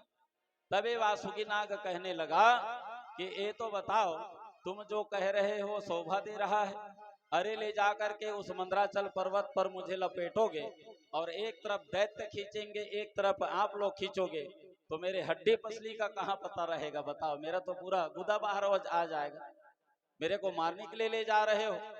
तब इंद्र देवता कहने लगे चतुराई से कि हे वासुकी, तुम उसकी चिंता मत करो, वहां से समुद्र मंथन से अमृत निकलेगी और उस अमृत को आपको प्रदान कर देंगे और आप फिर से हृष्ट पुष्ट हो जाओगे। तो वासुकी नाग भी तैयार हो गया और देखते देखते वासुकी नाग को ले जाया गया और उस मथानी जो मंदराचल पर्वत है उस मथानी में नेति के रूप में लपेटा गया। वहां सुंदर घास तीन के डाले गए, लताएं डाली गई और कई प्रकार की औषधियां डाला गया। अब समुद्र का मंथन करना है तो ये देवता लोग सबसे पहले पूंछ के तरफ पकड़े, ये सिर के तरफ पकड़े और इन दैत्यों को उसके पीछे भाग को पकड़ा दिए। अब जैसे ही भगवान इंद्र और स्वर्ग के जितने भी देवता सिर को पकड़े, दैत्य लोग पूंछ को, तो ये जितने भी पूंछ की तरफ पकड़े थे उनमें थोड़ा बातचीत होने लगी कि क्या, कि देखो रे ये देवता लोग कितने दिमाग वाले हैं, हम लोगों को अपवित्र भाग को पूंछ की तरफ पकड़वा दिए हैं और अपना खुद पवित्र जगह को पकड़े हैं, सिर की तरफ पकड़वा दिए हैं और तुरंत छोड़ दिया। कहने लगा भैया हम समुद्र मंथन नहीं करने वाले। तो देवता ने पूछा क्यों? तो दैत्यों ने कहा आप लोग जानबूझ करके हमें अपवित्र पीछे भाग को पकड़ा दिए हो और सिर के भाग जो पवित्र रहता है उसको आप लोग पकड़े हो, तो हम अपवित्र भाग को नहीं पकड़ते। क्यों? अरे हम लोग तो भी वेदों के पढ़ने वाले हैं, कश्यप महाराज के संतान हैं, हमें भी वेदों का ज्ञान है और तुम लोग ऐसा करोगे तो हम नहीं पकड़ने वाले। तो देवताओं में खुशफुसाहट हो गई, अरे काम को बनाना है, कैसा भी हो तू भी पकड़ लो भैया। ये सब देवता कहे चलो ठीक है भैया तिरियाओ मत, तुम लोग आकर के सिर भाग को पकड़ लो और हम ही लोग आकर के पूंछ भाग को पकड़ लेते हैं। तो हमेशा ये दैत्य लोग हमेशा उल्टा चलने वाले हैं। यहाँ पर संतों ने एक भाव, एक कहानी बताया करते हैं। एक गांव में एक पंडित जी रहते थे और उनकी धर्मपत्नी रहती थी। हमेशा जब से शादी हुआ था इस पंडित जी का, इनकी जो धर्मपत्नी थी हमेशा उल्टा चला करती थी। अगर वो पंडित जी आज प्रातः कालीन 7 बजे इनको सत्यनारायण कथा में जाना है तो पंडिताइन को कहते कि देवी आप 5 बजे उठ करके मेरे लिए गर्म पानी कर देना, ठंडा का दिन चल रहा है और मैं जल्दी से नहाऊंगा, जल्दी नाश्ता वास्ता बना देना, सत्यनारायण कथा है आज, अच्छा है जजमान, थोड़ा दिन भर लग सकता है, अब भूखे पेट थोड़ी होगा। तो पंडित जी जब उठ के नहा करके आ भी जाते, 7 बज जाता, चलने के समय हो जाता, उसके बाद भी ये पंडिताइन नहीं उठती थी। 8 बजे उठती थी जब उसका चलने के समय हो जाता। हर काम ये पंडिताइन का उल्टा चलता था। वो जान गया कि मैं सीधा बोलता हूं लेकिन हमेशा उल्टा करती है। अचानक संतों से मुलाकात हुई तो संतों से पूछा क्या बताऊं महाराज, ये हमेशा जो भी बोलता हूं अपनी धर्मपत्नी को हमेशा उल्टा करती है। जब से विवाह हुआ है इनका धंधा ऐसी चल रहा है, मैं परेशान हो चुका हूं इससे, लगता है मुझे तो इस पत्नी के बगैर रहता वही ज्यादा अच्छा था और ये तो हर काम उल्टा करती है, क्या किया जाए। तो संत कहने लगा जो मैं तरीका बता रहा हूं वो करके देखना भैया, तुम ही उल्टा बोलना चालू कर दो भैया, तभी वो सीधा करेगी, वही ज्यादा बढ़िया है। जब तुम जानते हो कि सीधा बोलते हो तो हमेशा उल्टा करती है, तुम ही वो उल्टा बोलना चालू कर दो तो सीधा हो जाएगी। अब एक दिन घर में वो बैठा था, अचानक वर्षा हुई और बाढ़ आ गया। बाढ़ आने के बाद पूरा नदिया उफान पर आ गया कि कोई भी इस पार से उस पार नहीं जा सकता था। अब ये पंडिताइन कपड़ा धोने के लिए एक मोटरा कपड़ा निकाल ले, तो पंडित जी जो संत बताए थे वो उनके दिमाग से निकल गए और कहने लगा अरे देवी आज नदी में बाढ़ आया है, बिल्कुल मत जाना बोले पंडिताइन को। लेकिन ये पंडिताइन की बचपन से मतलब शादी हुआ था तब से उनकी आदत थी कि पंडित जी जो बोलते थे उनका उल्टा करते थे और देखते देखते तुम्हारे कहने से मैं मान जाऊंगी, बाढ़ आए है तो क्या हो। वो पूरा एक मोटा कपड़ा को ली और ले जा करके बाढ़ में समा गई। वो कांचने लगी। बाढ़ थोड़ी उनके बाप का है जो उनको बचा लेती। देखते देखते वो पंडिताइन उसी बाढ़ में नीचे की तरफ चली गई।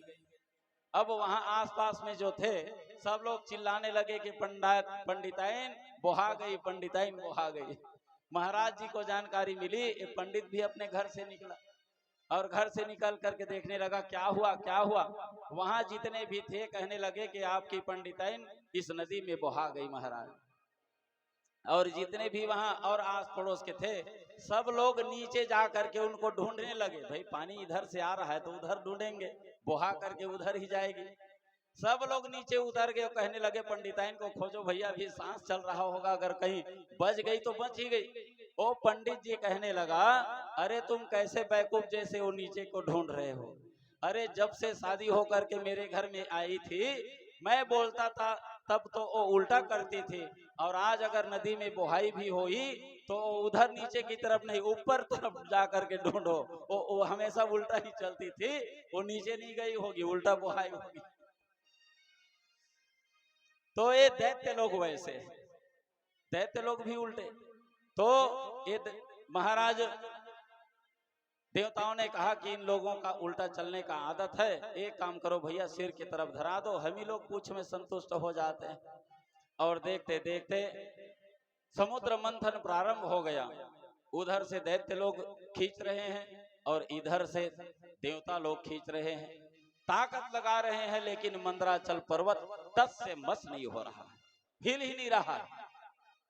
सब देवता और दानव सोचने लगे कि इतना हम लोग मंदराचल पर्वत को ला करके यहाँ रखे, वासुकी नाग से प्रार्थना करके रखे, इतना उद्यत किया, सब बेकार हो गया। लगता है सब मेहनत बेकार हो गया। सब लोग निराश होकर के जब बैठ गए तो भगवान नारायण वहां आए और आ करके सुंदर देवताओं के शरीर में देवता बन करके, दैत्यों के शरीर में दैत्य बन करके अपने शक्ति को समाहित कर दिया। और समाहित करके भगवान देखते देखते देवता और दानव मिलकर के समुद्र मंथन करना चालू कर दिया। घम्मर घम्मर की आवाज उस समुद्र से आ रहा है। जैसे आप दही मथते खलबल खलबल बजता है, वैसे ही समुद्र मंथन हो रहा है। प्रारंभ हो गया, घम्मर घम्मर की आवाज आ रही है। अब जैसे घम्मर घम्मर की आवाज आ रही, पूरा समुद्र हिलने लगा। जब पूरा समुद्र हिलने लगा तो वहां जितने भी जीव जंतु मछलियां हैं सब तड़पने लगी, सब बाहर भगने लग गई। बहुत देर तक के समुद्र मंथन चला। समुद्र मंथन जब बहुत देर तक के चला तो वहां से कालकूट नाम का विष निकला। और जैसे ही कालकूट का विष निकला पूरा वहां वायुमंडल में वो घुलित होने लगा, सब लोगों की सांसें बंद होने लगी। तो ये दैत्य लोग और दानव लोग सब लोग समुद्र का मंथन बंद कर दिए। अरे आप लोग तो अमृत की बात किए थे, धन संपत्ति की बात किए थे, ये तो यहाँ से विष निकल रहा है, हमारी सांस अटक रही है, हमारे सांस बंद हो रही है। तो सभी इंद्र देवताओं ने सोचा कि अब सिर्फ एक ही उपाय है, हम चलते हैं इस विष को लेकर के भगवान शंकर के पास, और वही है कोई उपाय बता दे, वही है इनको पाचन कर ले। और देखते देखते उस जहर उस विष के उस घड़े को पकड़े और पकड़ करके देखते देखते भगवान शंकर के पास चले गए। नाम प्रभाव जान शिवनी को, कालकूट फल दिन अमी को। उस समुद्र मंथन से जो जहर निकला, देखते देखते भगवान शंकर और माता पार्वती सुंदर कैलाश पर्वत पर बैठे हुए हैं। ए महाराज इंद्र आदि देवता और दानव लोग सब लोग वहां कैलाश पर्वत पर पहुंच गए। कैलाश पर्वत पर जा करके भगवान शंकर के पास हाथ जोड़ लिए और हाथ जोड़ करके प्रार्थना करना चालू कर दिए कि हे भूत भावन, हे भगवान, हे भोलेनाथ, अब आप ही हैं बचाने वाले, एक कालकूट विष को आप ही बचा सकते हैं महाराज। देव देव महादेव भूतात्मनः भूत भावनः त्राहि न शरणापन्ना त्रैलोक्य दहनात् विषात्। 15 श्लोकों में भगवान शंकर जी का इन देवताओं ने दैत्यों के साथ में मिल करके प्रार्थना किया। जब प्रार्थना किया तो भगवान शंकर सबसे पहले उस विष को अपने हाथ में लिए और हाथ में लेकर के माता पार्वती की ओर देखे और पार्वती की ओर देख करके मन ही मन भगवान शंकर माता पार्वती से कहने लगे कि देखो पार्वती, ये तुम्हारे जो बच्चे हैं मुझे विष का पान कराने आए हैं, क्या करूं बताओ, पीऊं कि ना पीऊं। जुबान से नहीं, मन से अपने आंखों से माता पार्वती से बात कर रहे हैं। माता पार्वती भगवान शंकर की ओर देखी और देख करके कहने लगी, महाराज ये तो हमारे पुत्र ही हैं और अपने ही पुत्रों की जान की रक्षा हम नहीं करेंगे तो और कौन करेगा, इसलिए हे भोलेनाथ आप इस विष का पान कर लीजिए। और देखते देखते भगवान शंकर उस विष के घड़े को लिए और ले करके अपने होठों से लगा लिए।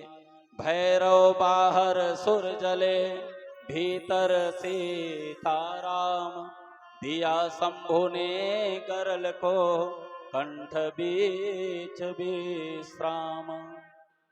और देखते देखते महाराज भगवान शंकर ने विष पीना चालू कर दिया और जब विष पीना चालू कर दिया तो उनके मन में एक विचार आया कि मेरे हृदय में भगवान श्री सीताराम जी हैं, अगर मैं इस विष को भीतर ले जाता हूं तो मेरे जो इष्ट देव हैं और मैया सीता है इनको लगेगा, इनके मुंह में ना जाए, इसलिए भगवान शंकर ने विष को पिया लेकिन अपने कंठ में ला करके पूरा विष को विश्राम करा दिया। शीतलता शिव मानस के भैरव किसने जाने, जहां पहुंचते ही पल भर में हुआ हलाहल पानी। जैसे ही भगवान शंकर ने उस पूरे घड़े में जो विष था उसका पान कर लिया और विष के घड़े को फेंक दिया तो सब देवताओं का जो जीव मचल रहा था वो शांत हो गया। सब दैत्य और दानव देवता मिलकर के भगवान शंकर के विष पान करने के बाद फिर से भगवान शंकर का स्तुति गाने लग गए। हे भगवान शंकर आपने अच्छा किया, नहीं तो इस विष से हम लोगों का प्राण चला जाता। आप तो ज्ञान को पचाने वाले हैं, इसीलिए आप विष को पचाने में सक्षम है महाराज। हर हर महादेव शंभो काशी विश्वनाथ गंगे, मुक्ति जन्म मही जान ज्ञान गान अहगा निखर। भगवान सब लोग शंकर भगवान की प्रार्थना करने लग गए और देखते देखते भगवान शंकर सुंदर उनकी प्राण बचाए और उनको सुंदर विदा किए। अब देखते देखते महाराज सभी देव और दैत्य कहाँ चले आए, फिर समुद्र मंथन करने के लिए। पीते गरे वृषा कंठे प्रीतास्ते अमरदानवा, ये सभी लोग समुद्र मंथन के लिए आ गए और समुद्र मंथन के पास आकर के सुंदर फिर मथानी घम्मर घम्मर की आवाज आ रही है, नीति के द्वारा सुंदर समुद्र का मंथन कर रहे हैं। यहाँ पर सुंदर भगवान शंकर शिक्षा प्रदान करते हैं।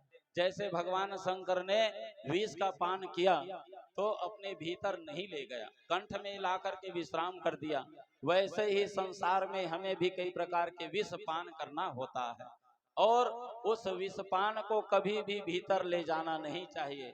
क्यों?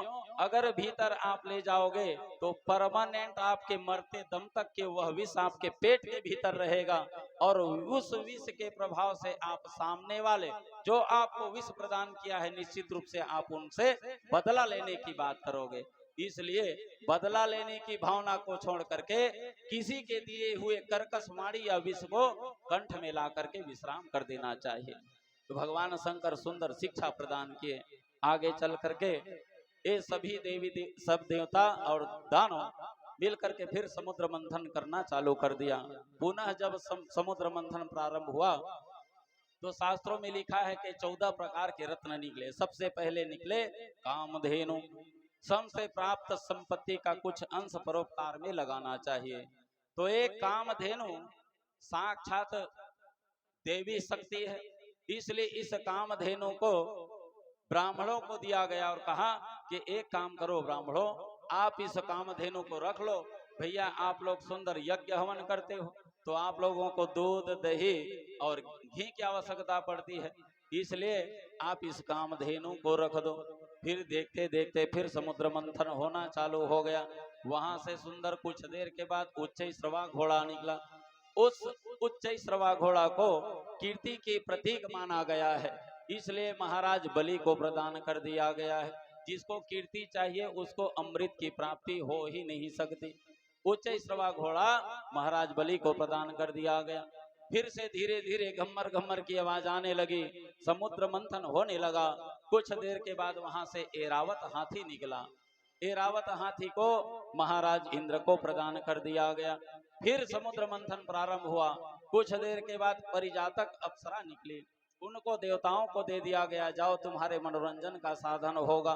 और उसके बाद चंद्रमा निकली, चंद्रमा को भगवान शंकर को दिया गया। किस लिए? क्योंकि भगवान शंकर विष का पान किए हैं, तो उनका जो शरीर है पूरा गर्म हो गया होगा। और ये चंद्रमा शीतलता का प्रतीक है।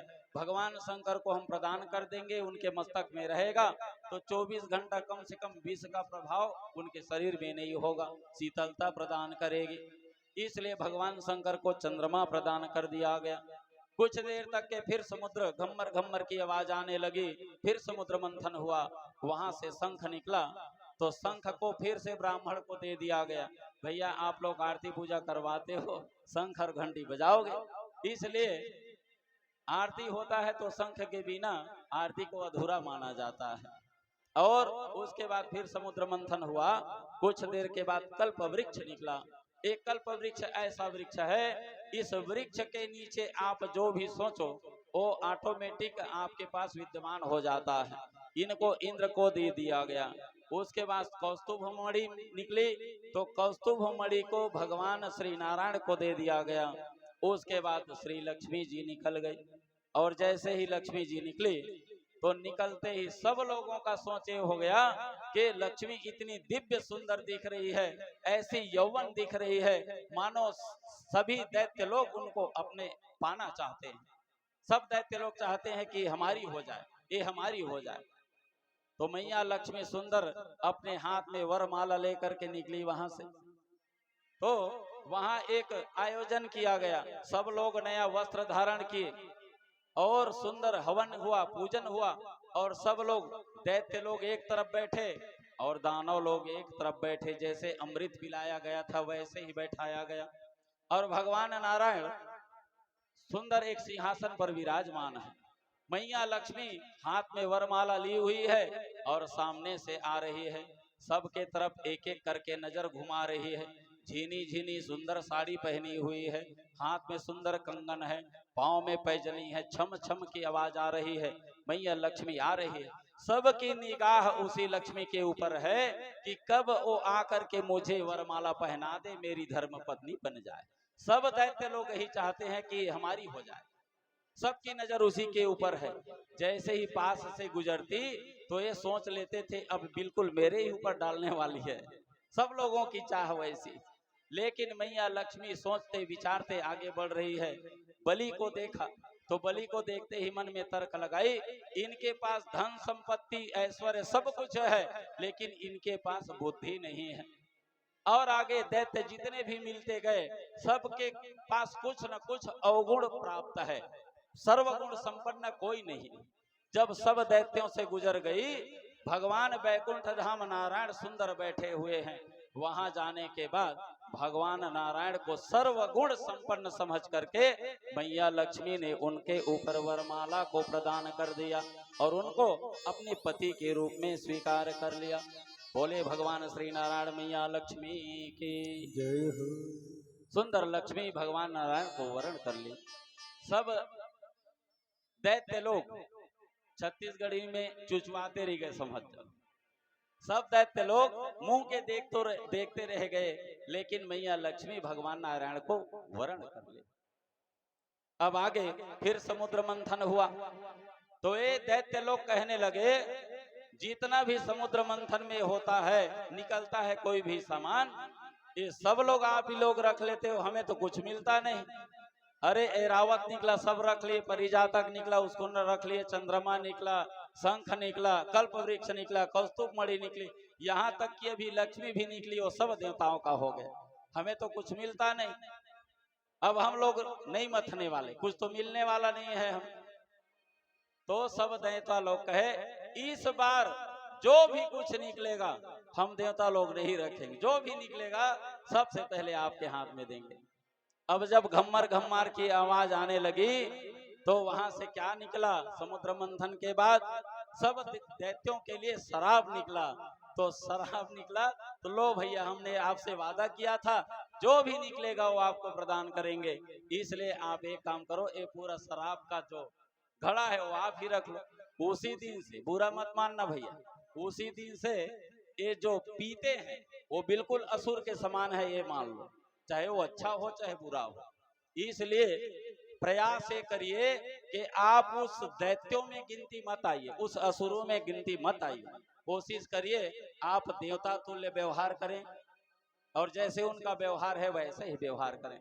तो जिस दिन से दैत्यों को सुरापान किया, शराब का बांटा गया, उसी दिन से उनकी ये प्रजाति बन गई।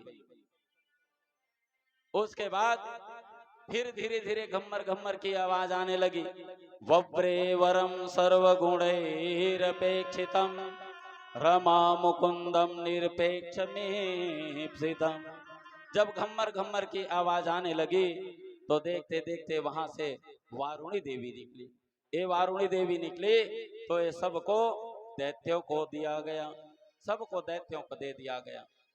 अब कुछ देर के बाद थोड़ा विराम कर लिया जाए, थोड़ा विराम करने के बाद फिर उठे और उठने के बाद फिर नेति पकड़ लिए और नेति पकड़े तो फिर घम्मर घम्मर की आवाज आने लगी।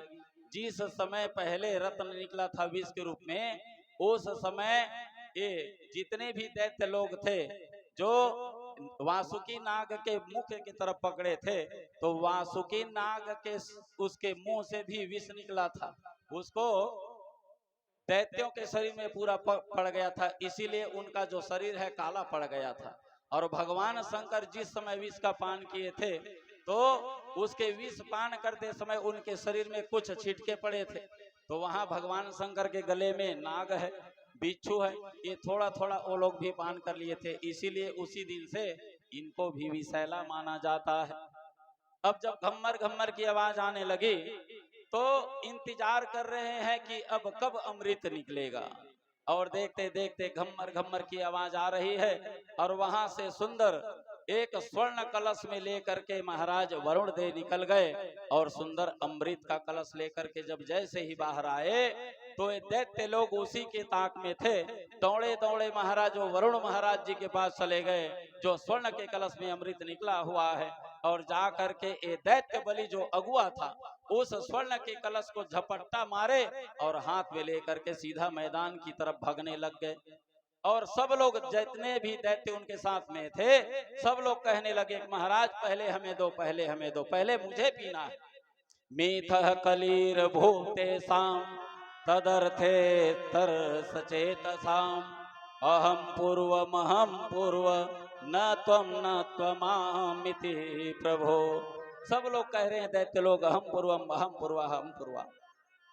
अब जैसे ही सब दैत्य लोग भगे अमृत के कलश को लेकर के, तो ये सभी जो देवता थे ये तो बिल्कुल वहीं पर बैठ गए। देखो हम लोगों ने ही प्लान बनाया और हम लोगों ने इतना मेहनत किया, सब पूना पानी फेर दिया इस दैत्यों ने। और देखते देखते भगवान नारायण को याद करने लग गए कि हे नारायण अब आप ही हो हमें बचाने के लिए, इस अमृत के कलश को दिलवाने के लिए, अब आप क्या करोगे आप जानो। जैसे भगवान नारायण को याद किए, भगवान नारायण देखते देखते जिधर दैत्य लोग गए थे उधर ही जा करके सुंदर भगवान नारायण एक सुंदर विश्व मोहिनी के रूप में सुंदर साड़ी पहनी हुई है और एक गेंद को खेल रही है। और देखते देखते जहां दैत्य लोग भग रहे थे कुछ दूर में जा करके मैया लक्ष्मी नारायण के रूप में वो लक्ष्मी बन गई और सुंदर विश्व मोहिनी बन करके एक गेंद को खेल रही है और एकदम पतली सी साड़ी पहनी हुई है, उनका पूरा अंग प्रत्यंग दूर से ही दिखाई दे रहा है। ये दैत्य लोग जैसे ही उनके शरीर के बनावट को देखे, उस नारायण को विश्व मोहिनी को देखे, तो ये सभी लोग मोहित हो गए, क्योंकि वो मोहित होने के लिए है नारायण से वो स्त्री का रूप धारण किए थे। सब लोग मोहित हो गए और मोहित हो करके ये मोहिनी मैया को ये सभी दैत्य एक साथ पास में जाकर के गोल भांवर घेर लिए और घेर करके कहने लगे कि देवी आप कौन हो, आप कौन हो।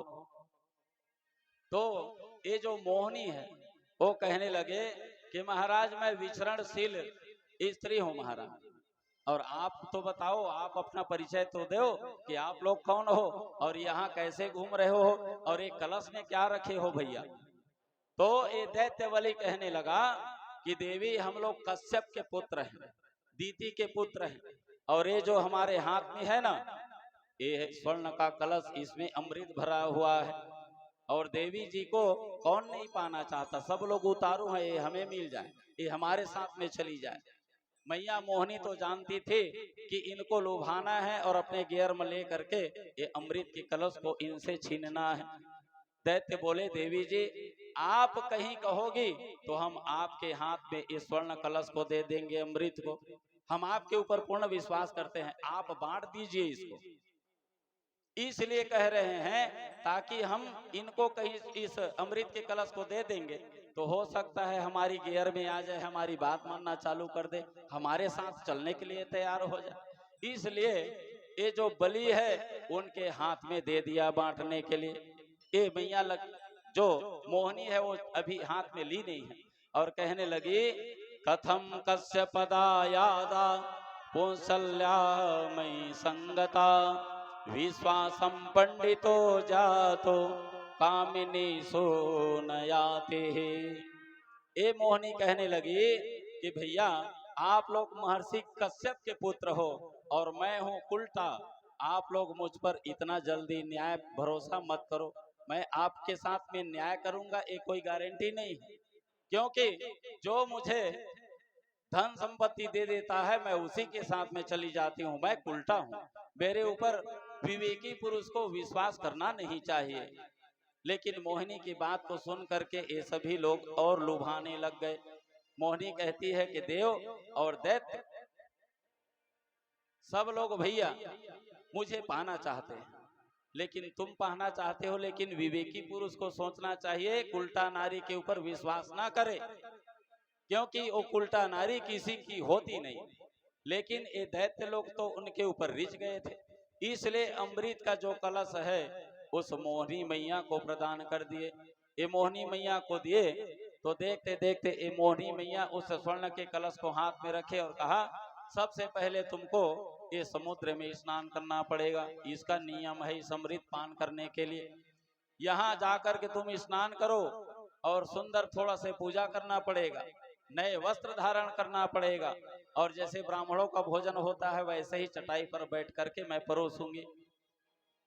बात ही कर रही थी कि जितने भी देवता थे, जहां दैत्य खड़े थे वहीं पर देवता लोग भी आ गए और मैया मोहिनी को देख करके जान गए भगवान साक्षात नारायण जो मोहिनी का अवतार लेकर के आए हैं, हमारी भलाई करने के लिए आए हैं। ये जितने भी दैत्य थे और देवता लोग थे सब लोग जा करके सुंदर समुद्र में स्नान किए, और स्नान करने के बाद एक दिन का व्रत रखा गया था, श्रीमद् भागवत महापुराण में लिखा हुआ है। एक दिन का व्रत उपवास रहे और सुंदर नए वस्त्र धारण किए, और वस्त्र धारण करके सुंदर चटाई बिछाया गया, आसन बिछाया गया। एक तरफ महाराज दैत्यों को बिठाया गया और एक तरफ वो देवताओं को बिठाया गया। अब सुंदर मैया जो मोहिनी है वो स्वर्ण के कलश को अपने कमर में रखी हुई है, जैसे एक पनिहारिन जो पानी भरने के लिए जाती है तो कमर में रख के जाती है, वैसे ही ये मैया मोहिनी उस स्वर्ण के कलश को कमर में रखी हुई है और मटकाती मटकाती उन दोनों के बीच में चल रही है।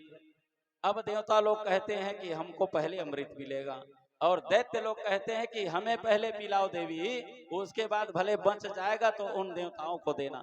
तो मैया ये जो मोहिनी है दैत्यों के तरफ गई और जा करके कहने लगी अरे दैत्यों तुम चिंता मत करो, इसमें जो इस स्वर्ण कलश में जो अमृत रखा है ना, तो देखो कोई भी आप सामान, कोई पदार्थ, कोई पात्र में रखोगे तो थोड़ी देर के बाद नीचे ओरिजिनल होता है और ऊपर का हो जाता है पनियर। ये नियम है भाई, पानी की बात ना कर रहा हूँ, कोई भी आप पेस्ट बना करके देख लो तो 1 घंटा के बाद देखोगे तो ओरिजिनल वाला मटेरियल नीचे चला जाता है और जो फीका फीका रहता है वो ऊपर आ जाता है। तो ये मोहिनी मैया ये दैत्यों को कहने लगी कि अरे दैत्यों तुम चिंता मत करो, मैं तो तुम्हारे लिए ही आई हूँ। अरे तुमको ओरिजिनल ओरिजिनल दूंगी, नीचे का जो गाढ़ा गाढ़ा माल है वो अमृत ओरिजिनल है, और ऊपर में देखो ये पनियर पनियर दिख रहा है उसको मैं उन लोगों को दे देता हूँ, उनको बेवकूफ बना भगा देता हूँ। ये दैत्य लोग मोहिनी की बात में आ गए, उसके फंदे में फंस गए और देखते देखते उनको आज्ञा दे दिए कि जाओ देवी वो पनियर पनियर को उन्हीं लोगों को दे दो, गाढ़ा बचेगा उनको हमारे लिए छोड़ना। और देखते देखते भगवान जो नारायण मोहिनी का स्वरूप धारण किया था की थी, ये महाराज मोहिनी देवताओं की तरफ चली गई और वहां जाकर के देवताओं को सुंदर अमृत की पान कराने लग गई। और जैसे ही अमृत की पान कराने लगी लाइन से सबको दे रही है। इधर महाराज राहु को पता चल गया कि ये साक्षात नारायण हैं और ये हम लोगों के साथ में धोखा कर रहा है। ये राहु महाराज सूर्य और चंद्रमा जहां बैठे थे वहीं पर उनके दोनों के बीच में देवता बन करके जा करके बैठ गए। अब महाराज सूर्य और चंद्रमा को मालूम है कि ये दैत्य राहु है और देवता बन करके हम सबके बीच में आकर के बैठ चुका है। तो महाराज मोहिनी सबको लाइन से अमृत प्रदान कर रही है। महाराज सूर्य को भी दे दिया और बीच में जो बैठा है राहु उनको भी दे दिया और उसके बाद चंद्रमा महाराज को भी दे दिया। और जैसे ही चंद्रमा को दिए तो क्या है इसमें बीच में आड़ नहीं किया जाता, किसी को जैसे भोजन कराना है आप लोग पंगत में बैठे हो या घर में कोई मेहमान आया है 5 जने बैठे हो, उसके बाद कहीं आप अपने घर परिवार को मस्त चटनी पापड़ बिजौरी दे रहे हो और बेचारा कहीं मेहमान आया हो उनको कहीं सब्जी बस दे दिए पापड़ बिजौरी नहीं दिए, तो ये क्या हुआ, ये गलत हो गया। इसलिए कोई भी पंगत में बैठे हैं तो सबको एक समान परोसा जाता है, एक समान भोजन दिया जाता है, किसी को कम ना ज्यादा, विषमता नहीं होना चाहिए। इसलिए मैया मोहिनी ने विषमता नहीं किया और सूर्य भगवान को राहु को भी और चंद्रमा को भी दे दिया। उसके बाद सूर्य और चंद्रमा ने बता दिया कि हे देवी आप जिसे, हे नारायण आप जिसे अमृत का पान किया है किए हो महाराज, ये तो राहु है और ये तो अमृत पान कर चुका है। देखते देखते भगवान नारायण अपने स्वरूप में आए और चक्र सुदर्शन को प्रकट करके देखते देखते राहु के सिर को काट दिया। तो राहु का जो सिर बन गया राहु और जो धड़ बच गया वो केतु बन गया। और देखते देखते दोनों का उद्धार कर दिया और मोहिनी मैया देखते देखते वहां से अंतर ध्यान हो गई। और जैसे अंतर ध्यान हुई तो वहां जितने भी दैत्य थे और देवता थे आपस में लड़ना चालू कर दिया। मान सहित विष खाई के शुभ भयो जगदीश, बिना मान अमृत पिए राहु कटावत शेष। मोहिनी मैया देखते देखते वहां से अंतर ध्यान हो गए। एक होती है मोहिनी और एक होती है विश्व मोहिनी। एक मोहिनी वो होती है जो मात्र एक उनका परिक्षेत्र होता है, कितना दूर तक के कितना किलोमीटर तक के वो मोह सकती है। लेकिन विश्व मोहिनी मतलब ये हो गया इस ब्रह्मांड में जितने भी गांव घर शहर देश है सबको एक साथ वो मोहित कर सकती है। तो मैया भगवान नारायण स्वयं साक्षात विश्व मोहिनी बन करके आई थी और देखते देखते अंतर ध्यान हो गई। अंतर ध्यान होने के बाद ये जितने भी दैत्य और देवता थे सब लोग वहां युद्ध प्रारंभ हो गया, देवासुर संग्राम हुआ। उस देवासुर संग्राम में सब देवता दानव लड़ने लग गए। देवताओं ने असुरों को मारा भगाया और बलि महाराज जो बचे थे देखते देखते बलि महाराज को भी मृत्यु के घाट में उतार दिए। जब सब दैत्य लोग भगे तो महाराज बलि को भी वहां से उठाया गया और उठा करके महाराज शुक्राचार्य के पास ले जाया गया। महाराज शुक्राचार्य को मृत संजीवनी विद्या ज्ञान था, इसलिए महाराज शुक्राचार्य ने मृत संजीवनी विद्या के माध्यम से महाराज बलि को जागृत किया, उनको जगा दिया, जिंदा कर दिया।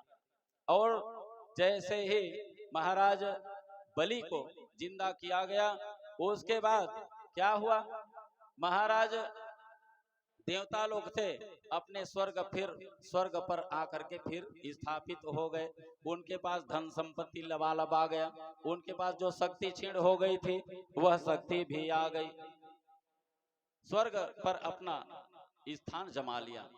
इधर कुछ दिन के बाद भगवान शंकर माता पार्वती मैया मोहिनी के स्वरूप का झांकी नहीं देखे थे, इसलिए ये कहाँ चले गए, बैकुंठ धाम भगवान नारायण के पास। भगवान शंकर माता पार्वती चले गए वहां, सुंदर भगवान नारायण ने उनका स्वागत किया, बैठाया और बैठाने के बाद पूछा हालचाल। उसके बाद कहा कि बताइए महाराज कैसे आना हुआ। तो भगवान शंकर कहने लगा कि महाराज जिस समय समुद्र मंथन हुआ था और दैत्यों ने अमृत को लेकर के महाराज भगा था, उस समय आपने उस अमृत को उसके हाथों से छीनने के लिए और दैत्यों के भलाई के लिए महाराज मोहिनी का अवतार लिया था। तो मैं उसी में मोहिनी का मैं दर्शन करना चाहता हूँ, क्योंकि जिस समय आप वहां अवतार लिए थे महाराज मैं आपका दर्शन नहीं किया था। महाराज नारायण कहने लगा कि हे भोले बाबा, अरे उस विश्व मोहिनी का आप दर्शन मत करो, वही ज्यादा बेटर है, ज्यादा बढ़िया है। भगवान शंकर जिद करने लगा कि नहीं महाराज, मुझे उस विश्व मोहिनी की झांकी देखना है, एक बार तो एक झलक तो दिखा दो। अब जब बार बार कहे तो भगवान नारायण देखते देखते ऐसा माया रचाया कि वो देखते देखते भगवान बैकुंठ धाम में ही जंगल तैयार हो गया। जैसे समुद्र मंथन के समय वो जंगल था जहां दैत्य लोग दौड़े दौड़े अमृत के कलश को धर के भग रहे थे, वैसे ही वहां जैसे तुरंत टीवी में देखते हो वैसे ही वहां टीवी जैसा पर्दा बन गया और जंगल तैयार हो गया। और उस जंगल में स्वयं भगवान नारायण मोहिनी का अवतार धारण कर लिया। जैसे समुद्र मंथन के समय गेंद खेल रही थी वैसे गेंद खेलना चालू कर दिया और इतनी पतली साड़ी पहनी है कि उनके अंग प्रत्यंग बाहर से दिखाई दे रही है। भगवान शंकर माता पार्वती जो धर्म पत्नी बैठी है उनको भूल गए और मैया मोहिनी की तरफ दौड़ने लग गए। जैसे मैया मोहिनी जिधर जंगल की तरफ भग रही है उधर भगवान शंकर भग रहे हैं। मैया मोहिनी देख ली कि हमारे जो भोले बाबा वो बिल्कुल बैरा गए हैं, पगला गए हैं और हमारे तरफ ही दौड़ रहे हैं। मैया मोहिनी एक जो बहुत बड़ा मोटा वृक्ष लगा हुआ था उनके आड़ में जाकर के छुप गई। भगवान शंकर जान गए कि यही वृक्ष के बगल में छुपी हुई है और जा करके एक भौर घूमी उनके हाथ को पकड़ लिया। वो पागल हो गए। उतना समय मैया पार्वती का भान उनके दिमाग में नहीं आया और इतना पागल हो गया कि मैया मोहिनी के पीछे भग गया और भगते भगते कई वनों को घूमे महाराज भगवान शंकर और देखते देखते उनका जो शारीरिक शक्ल है वो कामोत्तेजना बढ़ने के कारण वो गिर गया उसी पहाड़ी पर। उसी से सोने चांदी हीरा जवाहरात का उत्पत्ति हुआ था। ऐसे भगवान नारायण जो मोहिनी का स्वरूप धारण किए थे और उसके बाद देखते देखते फिर वापस रिटर्न आ गए अपने बैकुंठ धाम और दिखाए बस और तुरंत अपने असली आकार में भगवान नारायण के रूप में आ गए। भगवान शंकर कहे महाराज अच्छा हुआ जो पहले से आप बता दिए थे, तो नहीं देखता वही ज्यादा बढ़िया था। देखो बड़ा बला हो गया था, मैं पार्वती को भी भूल गया था, उनको भूल करके आपके पीछे भग गया था। आपकी लीला अद्भुत है, अपरंपार है हे नारायण।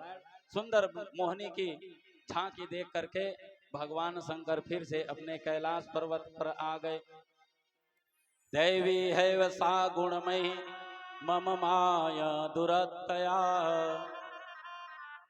अब देखते देखते बलि महाराज जिंदा हो गए, शुक्राचार्य ने जिंदा कर दिया और महाराज बलि ने कहा कि भाई अब तुम चिंता मत करो, हे बलि अब तुम स्वर्ग को जीतना चाहते हो, फिर वहीं पर अपना सिंहासन जमाना चाहते हो, तो बेटा बलि तुमको अश्वमेघ करना पड़ेगा और अश्वमेघ करोगे तब फिर से तुम्हारे पास शक्ति आ जाएगी, धन आ जाएगी और तुम उस स्वर्ग पर राज सिंहासन पर बैठ सकोगे।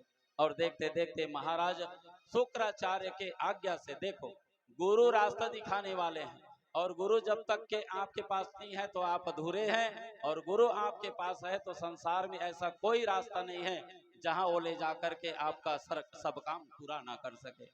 जब दैत्यों के पास गुरु है तो देखो ये सब कुछ जीत सकते हैं, कोई असंभव बात नहीं। महाराज शुक्राचार्य ने कहा तुम लोग अश्वमेघ की तैयारी करो। देखते देखते अश्वमेघ की तैयारी हो गई, अश्वमेघ प्रारंभ भी हो गया। और उस अश्वमेघ के करने के बाद वहां दिव्य रथ अस्त्र शस्त्र शुक्राचार्य ने संग प्रदान किए। प्रहलाद ने आकर उनको माला दिया और बलवान धनवान बना दिया। शुक्राचार्य के आशीर्वाद से पुनः ये सभी दैत्य लोग स्वर्ग पर आक्रमण किए और आक्रमण करके स्वर्ग पर फिर से अपना स्थान जमा लिया। अब शुक्राचार्य सोचे यदि ये तो सिर्फ एक ही अश्वमेघ हुआ है, अगर मैं अपने जो शिष्य चेला बलि है उससे कहीं 100 अश्वमेघ करवा लेता हूं तो ये परमानेंट इंद्रासन पर बैठ सकता है। ये सोच करके महाराज बलि को 100 अश्वमेघ करने के लिए फिर से प्रेरित कर दिया।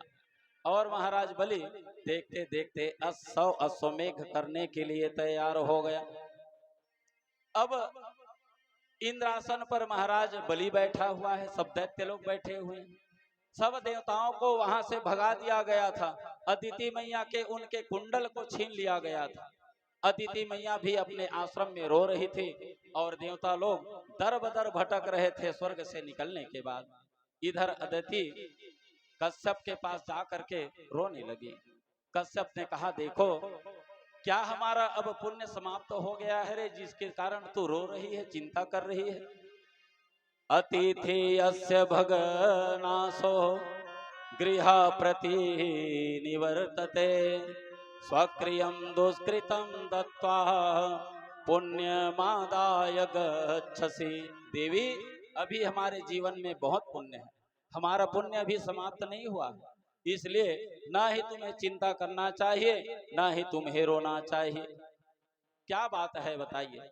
तब मैया अदिति महाराज कश्यप से कहने लगी क्या बताऊं महाराज, ये बलि जो दैत्य हैं सब लोग मिल करके हमारा जो बेटा इंद्र आदि सब देवताओं के ऊपर धावा बोल दिया और जो मेरे पुत्र हैं उनको सबको स्वर्ग से निकाल दिया गया है। सब लोग दर बदर भटक रहे हैं। अब उसको फिर से उस इंद्रासन पर बैठाना है तो क्या किया जाए। मैं इसीलिए चिंतित हूं कि मेरे जो पुत्र हैं वो दरबदर अपने घर द्वार से बाहर हो चुके हैं। तब महाराज कश्यप कहने लगा कि देवी अभी दानव पवित्र जिंदगी जी रहे हैं, इसलिए भगवान शक्ति से नहीं बल्कि उनको अपने युक्ति से जिताएंगे। तुम चिंता मत करो, अपने पुत्र की उनको भी चिंता है, वो अपने हमारे पुत्र को जरूर सुखी बनाएंगे। इसी कारण ये जो वामन चरित्र है उसमें किसी भी प्रकार का युद्ध का चर्चा श्रीमद् भागवत महापुराण में नहीं हुआ है। इसमें भगवान नारायण ने शक्ति से नहीं बल्कि युक्ति से काम लिया है। और महाराज कश्यप ने अदिति मैया को कहा कि अदिति तुम एक काम करो, तुम्हें अच्छा संतान चाहिए जो स्वर्ग को जीत करके आपके पुत्रों को प्रदान कर दे। तो एक काम करो देवी, तुम पयोव्रत करो और ये पयोव्रत फाल्गुन मास के प्रतिपदा से लेकर के द्वादशी तक के किया जाता है। और दिन भर आप भगवान के सामने बैठ करके सुंदर भगवान का पूजन करना, संध्या कालीन मात्र दूध का ही पालन करना और ऐसे ही द्वास तिथि तक के करोगे, भूमि में शयन करोगे और किसी के ऊपर क्रोध नहीं करोगे, मुंह से अपशब्द नहीं निकालोगे और सेवा भावना हमेशा रखोगे। और त्रयोदशी के दिन खीर का हवन करके सुंदर यज्ञ भगवान को पूजा करोगे। ऐसे सुंदर बहुत सारा नियम बताए। देखते देखते फाल्गुन मास शुक्ल पक्ष की प्रतिपदा आई। मैया अदिति सुंदर पयोव्रत की और पयोव्रत करके 12 दिन तक के सुंदर व्रत करी और 12 दिन तक के करने के बाद जो नियम महाराज कश्यप ने बताया था वह सब पालन करी।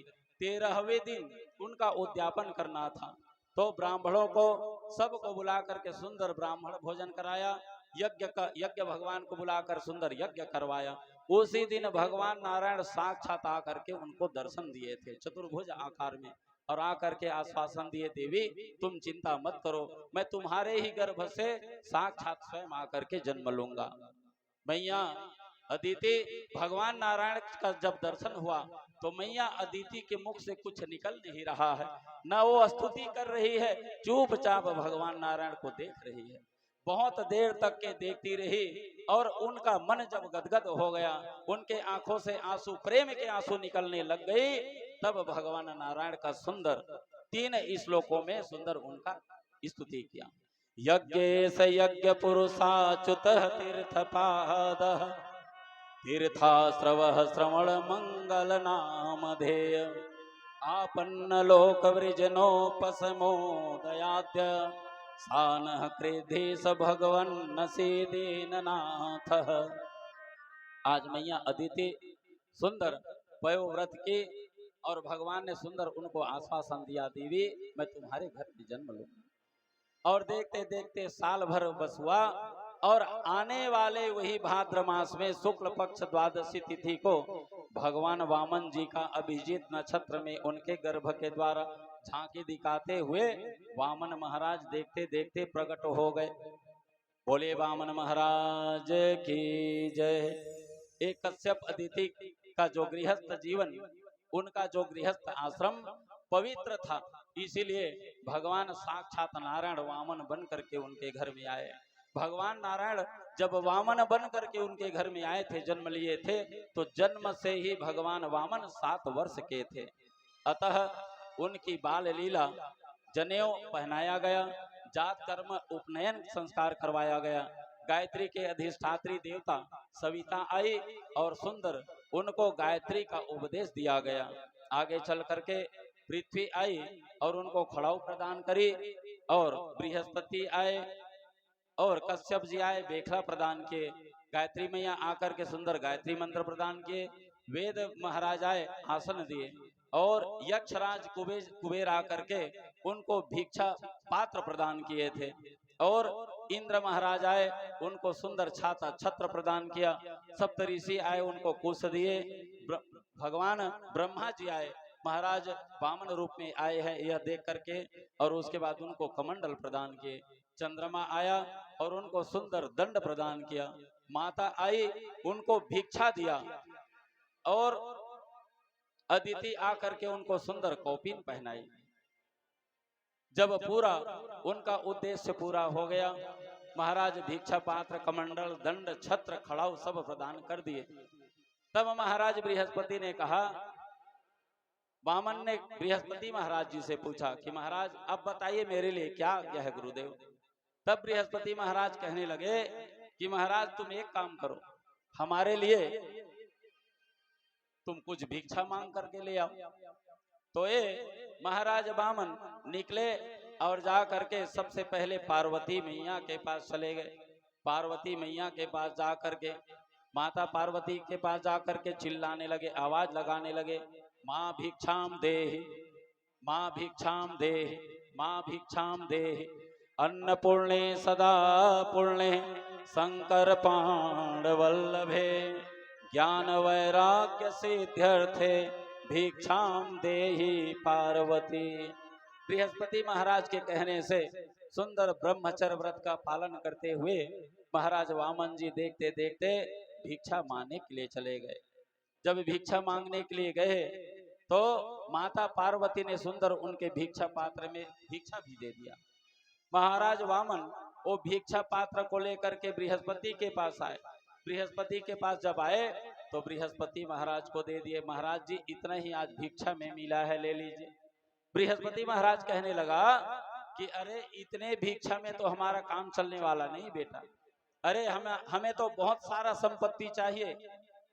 तो वामन महाराज जी कहे एक काम करिए महाराज, बहुत सारा संपत्ति चाहिए तो आप ही बता दीजिए कौन संपत्तिवान के पास हम जाएं, कोई नाम बता दीजिए। तब महाराज बृहस्पति कहे तुम एक काम करो बेटा, अभी अभी नर्मदा नदी के तट पे एक भृगु कक्ष नाम का स्थान है बेटा, उसके किनारे में महाराज बलि 100 अश्वमेघ कर रहा है, वो बहुत बड़ा दानी है। उसके पास कहीं तुम चले गए तो निश्चित रूप से तुम्हें जो इच्छा तुम्हारी पूरा मिल जाएगा, और हम लोग जो चाहते हैं वो सब हमें प्राप्त हो सकता है। देखते देखते महाराज वामन देव अपना छत्र कमंडल लिए, और छत्र कमंडल ले करके जिधर वो भृगु कक्ष स्थान था उस गंगा के किनारे चले गए महाराज वामन देव। वामन महाराज जब रास्ते पर चलते थे तो जो भी उनके तरफ देखते थे उनका जो तेज है दिव्य दिख रहा है, साक्षात नारायण का स्वरूप है। जो भी देखते सुंदर उनके सामने जाकर के हाथ सिर झुका लेते थे, सब लोग उनको प्रणाम करते थे, सबको आशीर्वाद देते हुए वामन महाराज आगे बढ़ने लग गए। अब देखो छोटा सा तो है 52 अंगुल का, लेकिन वो वामन महाराज बस की बात नहीं, इस संसार में जितने भी ब्राह्मण या संत है, कोई सत्पुरुष है, अगर उनके पास कोई ब्रह्म तेज है और आप उनको आते जाते देख रहे हो, आप भले उनको नहीं जानते, लेकिन आपके भीतर से कहीं उनके मन में प्रणाम करने की भावना आ जाए तो ये समझ लेना जिसको आपका मन प्रणाम करने के लिए कह रहा है उनके पास जरूर कुछ न कुछ दिव्य शक्ति है, दिव्य तेज है, इसीलिए आपका मन, आपका शरीर झुक रहा है। देखते देखते ये वामन महाराज वहीं पर चले गए भृगु कक्ष स्थान पर, जहां शुक्राचार्य आचार्य हैं और महाराज बलि सुंदर अश्वमेघ कर रहे हैं। उनका 99 अश्वमेघ हो चुका है, मात्र एक अश्वमेघ बाकी था। तब महाराज वामन वहां पहुंच गए और जैसे ही द्वार पर आए तो महाराज बलि ने देखा कि मेरे द्वार पर 52 अंगुल का ब्रह्म तेज महाराज नारायण स्वरूप वामन महाराज पहुंच चुके हैं। जैसे ही महाराज देखा तो ये सब दौड़ते दौड़ते द्वार पर आए और यज्ञ को छोड़ दिया। बलि महाराज उस पूजा की थाल को लेकर के सीधा दरवाजे पर आ गया और दरवाजे पर आकर के कहने लगा, आइए वामन महाराज आइए, आपका स्वागत है, आपका स्वागत है। सुंदर उनका पैर धोया, पैर धोने के बाद सुंदर अंदर ले गया, यज्ञ मंडप पर ले गया। यज्ञ मंडप पर ले जाने के बाद महाराज बलि उनका स्वागत किया, पूजा किया और सुंदर बैठाया। स्वागते नमस्तुभ्यं ब्राह्मण किं करवाम ते, ब्रह्मर्षीणां तपः साक्षान् मन्ये वपुर्धरम्। सेवक सदन स्वामी आगमनो, मंगल मूल अमंगल दमनो, प्रभुतात जी प्रभु किन्न स्नेहो, आज पुनीत भयहु यह गेहु। देखते देखते सुंदर उनका स्वागत किया, महाराज बैठाया और बैठाने के बाद महाराज बलि कहने लगा वामन जी से कि अभी तक जितने मेरे द्वार पर मेरे इस अश्वमेघ में आया महाराज, उन सब को मैंने कुछ ना कुछ दिया। जो मांगते हैं उसको वही मैं भिक्षा में देता हूँ। चाहे आप 10 गांव मांग लो, 25 एकड़ खेत मांग लो, 2-4 गांव मांग लो, धन संपत्ति हीरा मोती सोना चांदी जो कुछ मांगना चाहते हैं वो आप मांग लीजिए महाराज।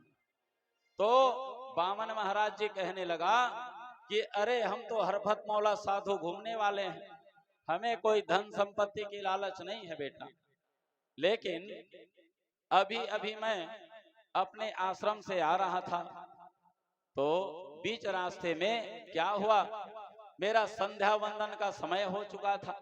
मैं त्रिकाल संध्या करता हूँ, प्रातःकालीन एक संध्या किया, दोपहर को एक करता हूँ और शाम को एक करता हूँ। तो बेटा अभी रास्ते में आते आते दोपहर हो गया था, इसलिए मुझे त्रिकाल संध्या करना था और मैं त्रिकाल संध्या करने के लिए किसी के जमीन में बैठ गए। किसी के पर्ची को देखा खाली तो वहां अपना आसन बिछाया और बैठने के बाद सुंदर जैसे ही मैं त्रिकाल संध्या करने लगा वो घर वाले वहां आए और आकर के मेरे जमीन पर तू बैठता है, तेरा क्या अधिकार है, एक कह करके मुझे वहां से उठा दिया। अरे मैं त्रिकाल संध्या भी आज नहीं कर पाया, बहुत बड़े दुख की बात है।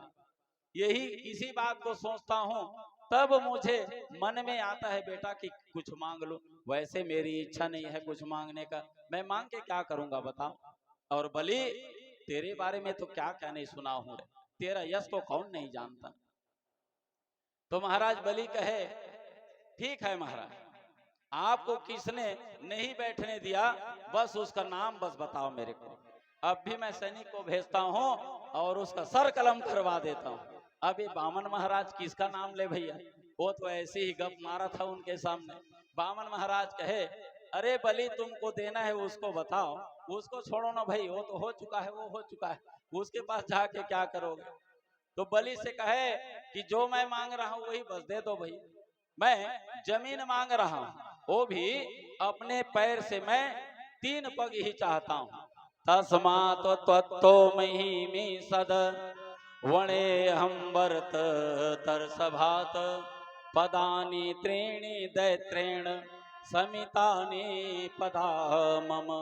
मुझे सिर्फ 3 पद दान चाहिए बलि, जमीन का, ताकि मैं उस 3 पद जमीन पर आत्मविश्वास के साथ बैठ करके पूजा कर सकूं कि ये मेरा जमीन है और इससे कोई मुझे उठा नहीं सकता, ये विश्वास हो जाए। इसीलिए मुझे जमीन चाहिए। किसी दूसरे के जमीन में जा करके बैठोगे तो त्रिकाल संध्या नहीं करने देते। तो महाराज बलि ने कहा कोई बात नहीं महाराज, आप 3 पग मांगना चाहते हैं, महाराज आप छोटे हो, 52 अंगुल का दिखते हो, लेकिन महाराज लगता है आपकी बुद्धि भी बहुत छोटी है। महाराज मैं तो 1 आध 2 4 एकड़ मांग लो, 25 एकड़ मांग लो कह रहा हूँ, आप ये 3 पैर को पृथ्वी को क्या करोगे महाराज। आप जैसे छोटे हो, आपकी बुद्धि भी छोटी लग रहा है। आप कहीं मुझे कह दोगे 25 एकड़ आपके नाम में रख दूंगा, आप कहो तो बताओ आपकी विवाह करवा देता हूँ, कन्या की व्यवस्था करवा देता हूँ और 9 मंजिल का मकान बना देता हूँ, धन संपत्ति सोना चांदी सब दे देता हूँ, आपको जीवन भर आपके नाती पंथी को कमाने की आवश्यकता नहीं पड़ेगी।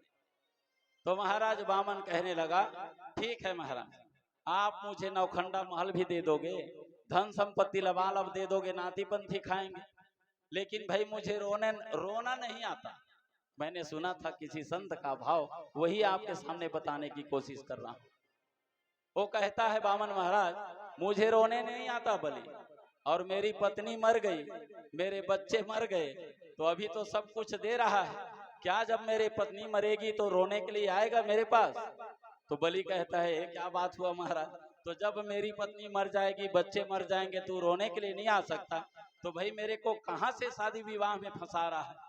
भैया जो मैं कह रहा हूँ 3 पद पृथ्वी बस चाहिए मुझे, बस 3 पद पृथ्वी प्रदान कर दीजिए। राजा बलि दे दे दान जमी के, राजा बलि दे दे दान जमी के, यश कीर्ति तेरे मान बढ़ेंगे, यश कीर्ति तेरे मान बढ़ेंगे, पावे इंद्रपुरी के, राजा बलि दे दे दान जमी के। महाराज बलि मुझे सिर्फ दान दे दीजिए, बस मुझे कुछ नहीं चाहिए। अब महाराज बलि थोड़ा विस्मय में पड़ गए, कोई दिव्य शक्ति लग रहा है, 3 ही पग को क्यों मांग रहा है, तो इनको शंका मत हो, इसलिए महाराज वामन कहने लगा आपके पितामह महाराज हिरण्यकश्यप जैसे बलवान और आपके पितामह प्रहलाद की भक्ति और पिता वैरोचन की उदारता, आप भाग्यवान हो बेटा बलि। तो महाराज बलि कहने लगा ये तो बताइए महाराज, आप दिखते 52 अंगुल के हो, लेकिन मेरे बाप दादा को भी जानते हो आप मेरे बाप दादा से भी परिचित हो। तो महाराज वामन कहे फिर बात गड़बड़ हो रही है, इसलिए महाराज वामन कहे ये तो बताओ बलि महात्मा गांधी को कौन नहीं जानता। अभी उदाहरण के लिए महात्मा गांधी को छोटे छोटे बच्चे जानते हैं, लेकिन क्या महात्मा गांधी को किसी ने देखा है, नहीं देखा है। पुस्तकीय ज्ञान पुस्तकों को पढ़ करके जाने जाते हैं कि महात्मा गांधी ऐसा था, उसने ऐसा कर्म किया है। वैसे ही बेटा, अरे तुम्हारे पिता तुम्हारे दादा तुम्हारे बाप दादाओं का जो यश कीर्ति है बेटा पूरा पृष्ठ में छपा हुआ है, मैंने पढ़ा है सुना है, इसीलिए बोल रहा हूँ। भगवान ने कहा अब बेटा तुम देरी मत करो, अपने पांव से मैं 3 पग पृथ्वी नापना चाहता हूँ और तुम मुझे प्रदान कर दो। बलि ने कहा महाराज आप छोटे भी हो, आपकी बुद्धि भी छोटी है, महाराज 2-4 गांव ले लेते और मैं आपको सोना चांदी सब कुछ दे देता, लेकिन आप लेने के लिए तैयार नहीं हो। महाराज इन दोनों की बात महाराज शुक्राचार्य सुन रहा है, वहां यज्ञ मंडप में बैठे बैठे। महाराज शुक्राचार्य को जानकारी हो गई कि 3 पग पृथ्वी मांगेगा लेकिन बलि का सर्वस्व ले जाएगा। महाराज शुक्राचार्य अपने शिष्य की भलाई के लिए बलि को कहने लगा, अरे बैली तुम एक बार में हाँ मत कहना, ये कौन है तुम नहीं जानते। तो बलि महाराज पूछने लगे, कौन है महाराज, आप देख लिए तो बता दीजिए। तब शुक्राचार्य कहने लगा कि बलि ये कोई और नहीं, ये सहवैरोचने साक्षात भगवान विष्णु रप्यय कश्यपाद दीतेर जातो देवा नाम कार्य साधक। अरे बलि ये साक्षात भगवान विष्णु हैं और ये देवताओं के कार्य को बनाने के लिए तुम्हें बर्बाद कर देगा, तुम्हें पूरा लूट लेगा। तुम इसको दूंगा करके बिल्कुल मत बोलना। राजा इनको दान न देना, एक कपटी वामन बन के आए, भगवान विष्णु के रूप धरे कपटी बन के छलने आए। यदि दान करोगे इनको तुम सर्वस्व तुम्हारा जाएगा, कुछ भी रहेगा ना तेरे लिए, तू कंगाल हो जाएगा। इसको हाँ मत कहना बेटा, इसको तुम हाँ एक बार में मत कह देना। अगर देना ही है तो विवेक से तुम इसको 3 पग धरती देना, इसके पैर से नहीं, तुम अपने पैर से इनको नाप करके 3 पग दे देना। तुम झूठ बोल देना, अपने पैर से नहीं दोगे, उनके पैर से मत देना, अपने पैर से दे देना। लेकिन महाराज बलि कहता है कि महाराज आप ही शिक्षा देते हो दान देने के लिए और आप ही यहाँ रोक रहे हो महाराज, ये तो तरीका बिल्कुल गलत है।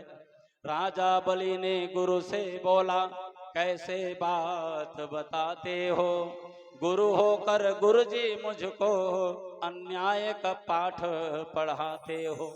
मेरा सब कुछ लुट जाए इसका मुझे परवाह नहीं, पर मैं हाँ करके नहीं कहूँगा, इसका मुझे कुछ सोच नहीं। मैं सब कुछ दे दूंगा महाराज, आप मेरे गुरु होते हो और आप कहते हो कि मैं झूठ बोल दूं, मैं झूठ कभी नहीं बोलूंगा। महाराज शुक्राचार्य कहते हैं कि बेटा अभी तुम कहीं झूठ बोल दोगे तो तुम्हें पाप नहीं लगेगा। क्यों? क्योंकि कुछ शास्त्रों में लिखा है कि कहीं कहीं पर झूठ बोल देना चाहिए। कहाँ कहाँ पर झूठ बोलना चाहिए? पाप नहीं लगेगा आपको। स्त्री पुनर्म विवाहे च प्रीत्यर्थे प्राण संकटे गौ ब्राह्मणार्थे हिंसायाम न नृतस्या जुसो मिसिताम। जहाँ स्त्री कोई कन्या का विवाह होना हो और आपके एक झूठ बोलने के कारण कहीं उस कन्या का विवाह हो जाता है तो आप वहां पर झूठ बोल दो, लेकिन इतना भी झूठ मत बोलो कि वो ज्यादा हो जाए। छोटी मोटी झूठ चलेगा, और ऐसा नहीं है कि उनका आंख बिल्कुल मुंदा हुआ है और उनको बढ़िया आंख दिखता है करके कहीं दान करवा दे, बाद में पता चला कि वो अंधेरी कन्वी है, वो इतना बड़े झूठ मत बोलो। किसी कन्या का विवाह करना हो तब कहीं छोटा सा झूठ बोल सकते हो। कोई स्त्री की प्राण संकट में है, कोई गौ ब्राह्मण का प्राण संकट में है और गौ माता की प्राण संकट में है, ऐसी स्थिति में बिल्कुल झूठ बोल देना चाहिए बेटा। तो अभी कुछ नहीं बिगड़ा है, अभी आपने संकल्प भी नहीं किया है, मैं तुम्हारे पैसे नहीं दूंगा महाराज, आपको 3 पग पृथ्वी चाहिए तो मैं अपने पग से पृथ्वी कर नाप करके दूंगा, ये बोलो। लेकिन बलि कहते हैं नहीं महाराज, मैं दान देना एक बार बोल दिया, दान दूंगा तो दान दूंगा। तो महाराज वामन देव से कहने लगा बलि कि महाराज अब जो कुछ आप लेना चाहते हैं जो दान वो ले लीजिए महाराज। ले लो वामन देवता, जल्दी मांगो जल्दी ले लो, मुझे कृतार्थ कर दो प्रभु जी, अब ना मुझसे खेल न खेलो। जान लिया पहचान लिया तुम वामन बनकर आए हो, 3 लोक के स्वामी होकर भिक्षा मांगने आए हो। देखो आज 3 लोक के स्वामी होकर के महाराज बलि उस दैत्य बलि के पास वामन महाराज भिक्षा मांगने के लिए आए। महाराज वामन से कहे महाराज जो कुछ आपको मांगना है मांग लीजिए महाराज, मैं तैयार हूँ। शुक्राचार्य फिर उसको समझाया कि अरे बलि तू ना बोल दे रे, अभी संकल्प हुआ नहीं है, तीसरा चरण रखने के लिए तेरे पास कोई जगह नहीं बचेगा, भूमि नहीं बचेगी, तुम्हारा कुछ नहीं बचेगा, तुम्हें वो बंधन में बांध देगा, तुम्हें नरक भेज देगा। लेकिन महाराज बलि कहता है, महाराज मेरे जो बाप दादाओं का जो यश कीर्ति है महाराज, उसे मैं कभी खोने नहीं दूंगा। मैंने एक बार हाँ बोल दिया तो मैं दूंगा ही। महाराज बलि ने कहा, अब चाहे मुझे नरक जाना पड़े महाराज, भले पुनर्जन्म करना पड़े, फिर से मुझे जन्म लेना पड़े, लेकिन मैं दूंगा कह दिया हूं, तो अपने जो संकल्प है उसको कभी खाली नहीं जाने दूंगा। महाराज वामन कहे, एक काम करो बेटा बलि, ये शुक्राचार्य को बुलाओ और संकल्प करवाओ। अब ये शुक्राचार्य कहने लगा कि मैं बलि जब दान करेगा तो उसके पैर से, तो मैं संकल्प कभी नहीं करवाऊंगा, क्योंकि ये बलि का भलाई चाहता है। गुरु ऐसा होना चाहिए, वो अपने बलि शिष्य का भलाई चाहता है। अगर मैं संकल्प करवा दूंगा तो ये वामन महाराज एक पैर में पृथ्वी धरातल और एक पैर में आकाश, तीसरा के लिए जगह नहीं बचेगा। वो जानता था शुक्राचार्य, इसलिए संकल्प कराने के लिए भी मना कर दिया। कहा कि बेटा मैं संकल्प नहीं कराऊंगा।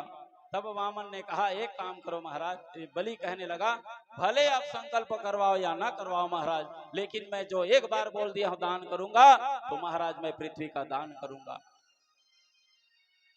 बलि कहे, शुक्राचार्य कहे, महाराज मैं तुम्हारी पुरोहिती को त्याग दूंगा, मैं तुम्हारे गुरु नहीं रहूंगा।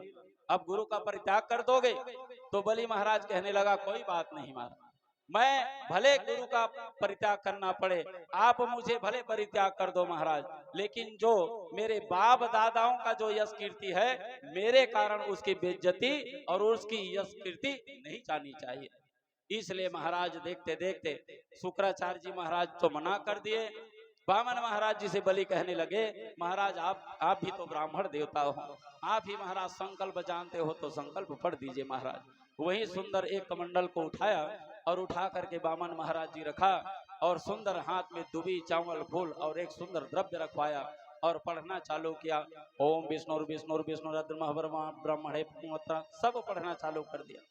अब जैसे ही पढ़ना चालू किया संकल्प, तो वो जो कमंडल की टोटी है उससे जो जल निकालना था संकल्प करने के लिए, उस टोटी से जल नहीं निकल रहा है। महाराज वामन कहे, ये बता बेटा बलि, तू भी शुक्राचार्य की बात में आ गया है, ऐसा लग रहा है तेरा दान देने का मन नहीं है या संकल्प करने का मन नहीं है। तो बलि महाराज कहे, मैं तो महाराज देखो अपने गुरु का भी परित्याग कर दिया हूँ महाराज, कहाँ उनका बात माना हूँ, मैं तो दान देने के लिए तैयार हूँ महाराज, पता नहीं क्या रुक गया है इस टोटी में। तो वामन महाराज जी कहे, ठीक है बेटा, मैं देखता हूँ ये टोटी में क्या है। और देखते देखते महाराज वामन तो जानते थे कि शुक्राचार्य बात में बीच बीच में भिंगरा ही पड़ रहा है, बीच में रोक रहा है, इसलिए यही आकर के बैठा। एक कूस का तिनका लिया और वामन महाराज जी ने जो टोटी जहां पानी निकलना था वहीं ले जा करके वो उस कूसे से उसके आंख को फोड़ दिया। वो मेढक बन करके बैठ गया था। जैसे ही उनका आंख फूटा, महाराज शुक्राचार्य उसी दिन से एक तरफा आंख दिखता है उनका।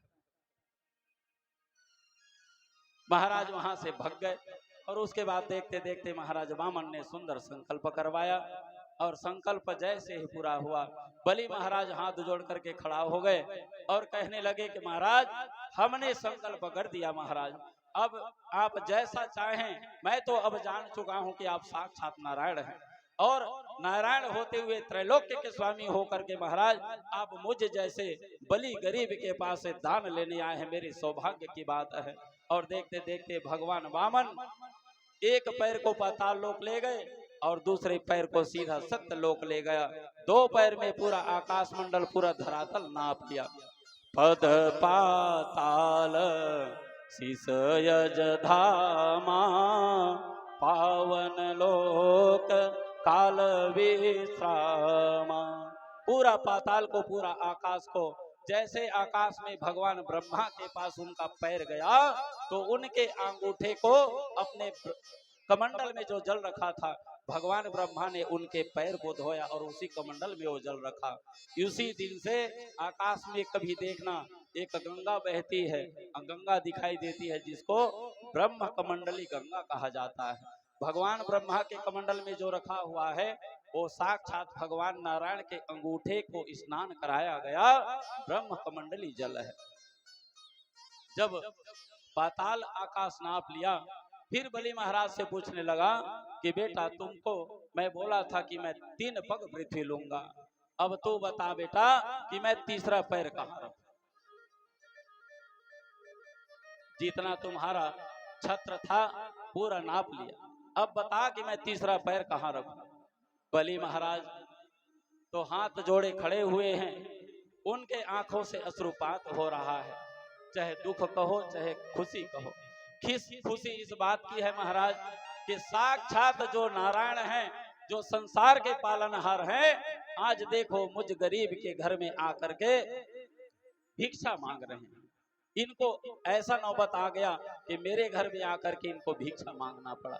इस बात की उनके मन में खुशी है और दुख इस बात की है कि भगवान नारायण के तीसरे पग को मैं पूरा नहीं कर पा रहा हूं। और महाराज हाथ जोड़े हुए हैं, बगल में विंध्यावली मैया उनकी धर्म पत्नी खड़ी हुई है और महाराज बलि के आंखों से आंसू आ रहे हैं, हाथ जोड़े हुए हैं। जब अति विक्रम भयहु खरारी, अब मैं तरुण रहूं बल भारी। रामचरितमानस पर चले।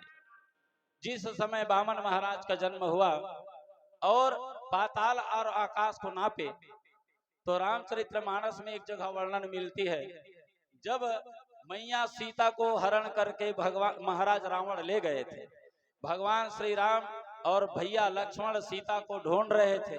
उस समय सुग्रीव से मित्रता हुई भगवान राम का, और जामवंत भी आए, उनसे मित्रता हुई। सब लोग समुद्र पार करने वाले थे। तो अंगद कहता है कि भैया मैं इतना जोजन जाऊंगा, लेकिन चले तो जाऊंगा लेकिन वापस नहीं आ पाऊंगा। कोई कहता है मैं आधा दूर जाऊंगा, उसके बाद तो उधर जा ही नहीं पाऊंगा। सब लोग अपना अपना मंतव्य बता रहे हैं कि मैं समुद्र से उस पार मैया सीता को जब ढूंढने के लिए जाना है तो हम लोगों का लिमिट इतना है। महाराज जब सब लोग बोल गए तो जामवंत कहने लगा, अरे तुम तो अभी जवान हो और ये समुद्र भी पार नहीं कर पा रहे हो, और अभी तो मैं बूढ़ा हो चुका हूँ। जिस समय मैं वामन महाराज का जन्म हुआ था और आकाश और पाताल को नापा था, उसी समय वो मैं वामन महाराज का 7 परिक्रमा किया था। बलि बांधत प्रभु बांधे सोतन बरनी न जाय, उभय घड़ी मह दिन्यो 7 प्रदीक्षणा धाय। जिस समय वामन महाराज का जन्म हुआ था उस समय मैं जवान था और 7 परिक्रमा किया था महाराज। और अभी तुम लोगों को देखता हूँ जवान जवान आदमी उतना दूर जाएंगे वहां से वापस नहीं आएंगे बोल रहे। तब हनुमान जी महाराज जी की उनकी शक्ति को महाराज जामवंत जगाए थे। तब हनुमान जी सीता की खोज किए थे। मैया विंध्यावली महाराज भगवान नारायण से कहे, हाथ जोड़ लिए, प्रभु यह सब आपकी लीला है, मैं जानती हूँ। मेरे पति अभिमानवश आपको दान दिए हैं, किस लिए कि मेरे जो दादा परदादा है उनका यश समाप्त न हो, इसलिए घमंड के मारे महाराज आपको दान दिया है। हम आपको कुछ दे नहीं सकते महाराज, ये सब तो आपको ही दिया हो और आपका ही दिया हुआ है, तो महाराज हम आपको क्या दे सकते हैं बताइए। दूसरी बात महाराज, जब आपके सामने संकल्प हो रहा था तो मैं वहां नहीं थी महाराज। मैं अगर चाहती हूं तो अभी जो संकल्प हुआ है उसे पूर्ण करने भी नहीं देती। ये जो दान दिया भी है ना महाराज, आप अपूर्ण है, क्योंकि पति पत्नी के बगैर ये दान पूर्ण नहीं माना जाता।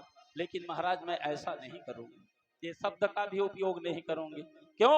ये धन संपत्ति ये शरीर महाराज आपका ही तो दिया है और आपका ही दिया आप ही ले रहे हैं, तो इसमें क्या है हमारा?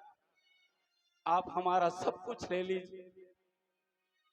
महाराज प्रहलाद, वैरोचन, भगवान ब्रह्मा वहां पर आए और आकर के महाराज बलि को समझाए, विंध्यावली को समझाए। महाराज वामन को कहे प्रहलाद जी कि महाराज आपने पहला पग इस धरातल पर ले लिया और दूसरा पग महाराज आकाश मंडल को नाप लिया, तो महाराज आपसे प्रार्थना है, ये शरीर भी तो पंच भौतिक शरीर से बना हुआ है महाराज। क्षिति जल पावक गगन समीरा, पंच रहित यह अधम शरीरा, इसमें भी तो महाराज मिट्टी का एक तत्व माना गया है।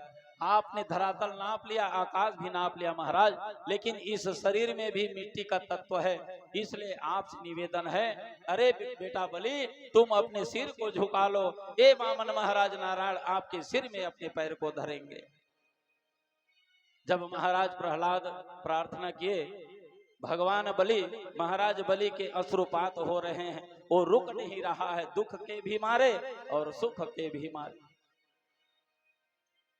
महाराज बलि को वामन महाराज कहे कि बलि तुम्हें अपने यश पर बहुत घमंड था, ये बता बलि मेरे एक पैर से पाताल नाप लिया और दूसरे पैर से आकाश, तो बता तेरा सिर कितना बड़ा है कि तीसरा पैर क्या मैं रख सकता हूं? नहीं रख सकता। सोचो, एक पैर में पाताल और दूसरे पैर में आकाश, तो इतना बड़ा तब तेरा शरीर नहीं है कि मेरा तीसरा पैर भी आ सके। लेकिन भगवान भक्त के कारण कुछ बनने के लिए तैयार हैं और कुछ भी मानने के लिए भी तैयार हैं, सरल से सरल हो जाते हैं। और देखते देखते महाराज बलि की प्रार्थना सुन करके, मैया विंध्यवली की प्रार्थना सुन करके महाराज वामन देखते देखते उनको बंधन में तो बांध दिए थे वरुण फांस में, और वरुण फांस में फंस करके महाराज बलि रो रहे थे। महाराज वामन ने सुंदर एक पैर महाराज प्रहलाद के कहने पर, बलि और विंध्यावली के कहने पर तीसरा पैर के रूप में महाराज बलि के सिर में रखे और उनको सुंदर आशीर्वाद दिया। महाराज वामन के सामने प्रहलाद आए, वैरोचन आए, बलि हैं, सब लोगों ने तीसरा पैर रखने के बाद सुंदर प्रार्थना किया। महाराज प्रहलाद ने भी सुंदर प्रार्थना किया। उसके बाद वामन महाराज जी बलि से पूछे कि बेटा बलि मैं तुम्हारे इस यश कीर्ति और भक्ति भाव से प्रसन्न हूं बेटा, अब तू क्या चाहता है मुझसे मांग ले। तू स्वर्ग चाहता था तो स्वर्ग दूंगा नहीं, क्यों? क्योंकि भाई स्वर्ग में पहले से ही इंद्र स्वर्ग का अधिपति है और तुम उसको निष्कासित करके तुम वहां जीना चाहते हो, ये तरीका गलत नहीं है बेटा। तुम्हें सूतल लोक में प्रदान करूंगा, तुम जाकर के सूतल में रहना, और जब सांवर्णी मनवंतर आएगा तो तुम सहदेही इंद्र के जगह में, तुम जैसे अभी इंद्र राज कर रहा है स्वर्ग में, वैसे ही तुम राज करना। महाराज बलि कहे कि महाराज अगर अभी सूतल लोक को दे दियो अलग बात है, साक्षात इंद्र को भगा करके भी महाराज वो स्वर्ग का अधिपति बना देते ना महाराज, तो भी हम लोग उस स्वर्ग के सिंहासन पर नहीं बैठते, वहां महाराज आपको साक्षात बिठा देते और हम पति पत्नी आपके चरणों में बैठे बैठे आपकी सेवा करते महाराज, वो स्वर्ग को नहीं लेते, हमें वो स्वर्ग की लालसा नहीं है। और देखते देखते महाराज सूतल लोक उनको प्रदान कर दी और कहा कि बेटा बलि आज से तुम सूतल लोक में जाओ और वहां जाकर के सुंदर राज करना। महाराज बलि कहे कि एक ही शर्त में सूतल लोक को लूंगा महाराज। क्या? सूतल लोक में जो राजमहल बना होगा, जो मेरा राज दरबार होगा, वहां जाकर के जिस रूप में अभी आप आए हो इसी रूप में प्रत्येक द्वार पर आकर के खड़े रहोगे। जब मैं राजमहल में घुसूंगा तो भी आपका दर्शन करना चाहता हूँ, राजमहल से अपने राज दरबार से बाहर निकलूं तो भी आप वहां सेवादार बन करके, रक्षक बन के वहां रहना स्वीकार करोगे, तभी मैं सूतल लोक में रहना स्वीकार करूंगा महाराज। महाराज वामन देव अपने भक्त के कारण एक द्वारपाल बन करके वहां सूतल लोक में जाकर के रहने लग गए। वहां द्वारपाल बने हुए हैं महाराज सूतल लोक में। अब बहुत दिन बीत गया, मैया लक्ष्मी के पास नारायण जी नहीं है, क्योंकि वो वामन बन करके द्वारपाल बने हुए हैं, रक्षक कर रहे हैं महाराज सूतल लोक में। महाराज नारद जी एक दिन घूमते घूमते बैकुंठ धाम गए, वहां जाकर के देखते क्या है कि मैया लक्ष्मी अकेली बैठी हुई है उदास।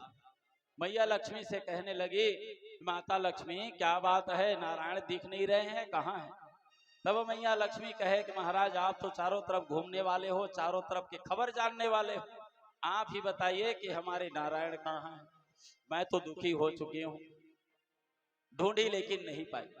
तब महाराज नारद कहने लगा कि देवी लक्ष्मी, आपका जो पति है नारायण जी, हमारे स्वामी, वो तो सूतल लोक में बामन महाराज के पास जाकर के द्वारपाल नौकर बने बैठे हैं, तो क्या करूं, कैसे उनको प्राप्त करूं। तब नारद महाराज जी ने सोच शिक्षा दिया कि एक काम करना मैया लक्ष्मी, अभी कुछ दिन के बाद सावर पूर्णिमा आने वाली है, उस श्रावणी पूर्णिमा के दिन रक्षाबंधन बांधा जाता है। तुम एक काम करना, जाओ और जा करके महाराज बलि को अपना भाई बना लेना और रक्षाबंधन बांधोगी तो उसके बदले आपका भाई कुछ न कुछ तो आपको मांगने के लिए कहेगा, तो आप उसी को मांग लेना।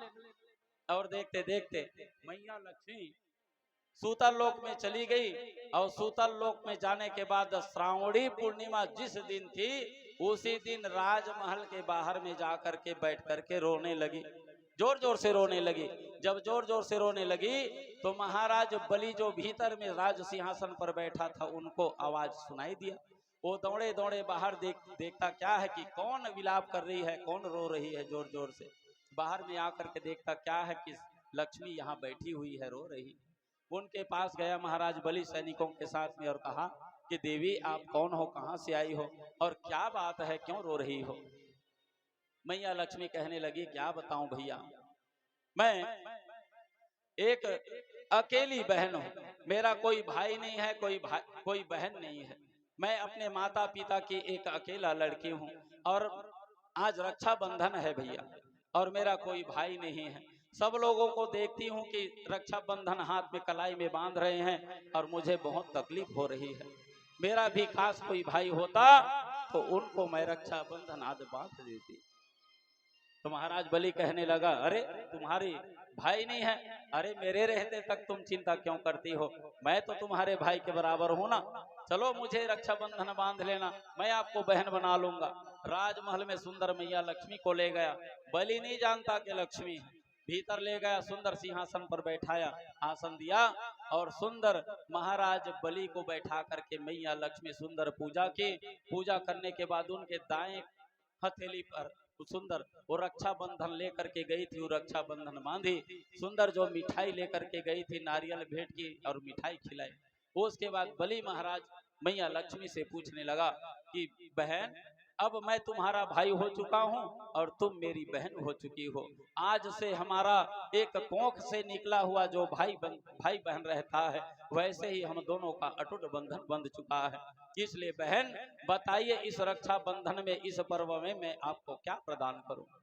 तब मैया लक्ष्मी हाथ जोड़ करके कहने लगी कि भैया इस रक्षा बंधन के बदले अगर आपको कुछ देना है ना तो एक काम करिए, वो जो आपके द्वार में जो द्वारपाल बन करके जो डंडा लिए खड़ा है महाराज, मुझे उसे प्रदान कर दीजिए। महाराज बलि आज जान गया कि माँ लक्ष्मी साक्षात नारायण की धर्म पत्नी मेरी बहन बन करके आई है। आज महाराज बलि प्रसन्न हो गया और प्रसन्न के मारे महाराज बलि के भी आंखों से अश्रुपात होने लगा। बोले वृंदावन बिहारी लाल की जय। तो उसके बाद महाराज बलि ने सुंदर बामन महाराज जी के पास ले जाकर के मैया लक्ष्मी के हाथ को पकड़ाया और भी सुंदर उनका पूजा करके मैया लक्ष्मी और नारायण का पूजा करके अपने लोक में प्रस्थान किया। चतुर्भुज आकार में भगवान नारायण आया और उसी रूप में वहां बामन रूप में वहां सुंदर द्वारपाल बन करके उनका सेवा करता रहा। इस कथा को यहीं पर विराम करते हैं। मध्याह्न का छुट्टी का समय भी हो चुका है। जो इस कथा का श्रवण पान करते हैं भगवान उनके हर मनोअभिलाषित कार्य को पूर्ण करते हैं। बोले वृंदावन बिहारी लाल की जय। जय हो तेरे द्वार खड़ा भगवान भगत भर दे रे झोली। तेरे द्वार खड़ा भगवान भगत भर दे रे झोली। भगति भर दे रे झोली। तेरे द्वार खड़ा भगवान भगत भर दे रे झोली। भगति भर दे रे झोली। तेरा होगा बड़ा एहसान, तेरा होगा बड़ा एहसान कि जुग जुग तेरी रहेगी धन।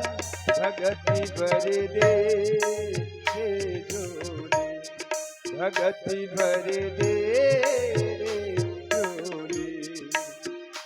तेरे द्वार खड़ा भगवान, भगति भर दे झोली, भगति भर दे झोली।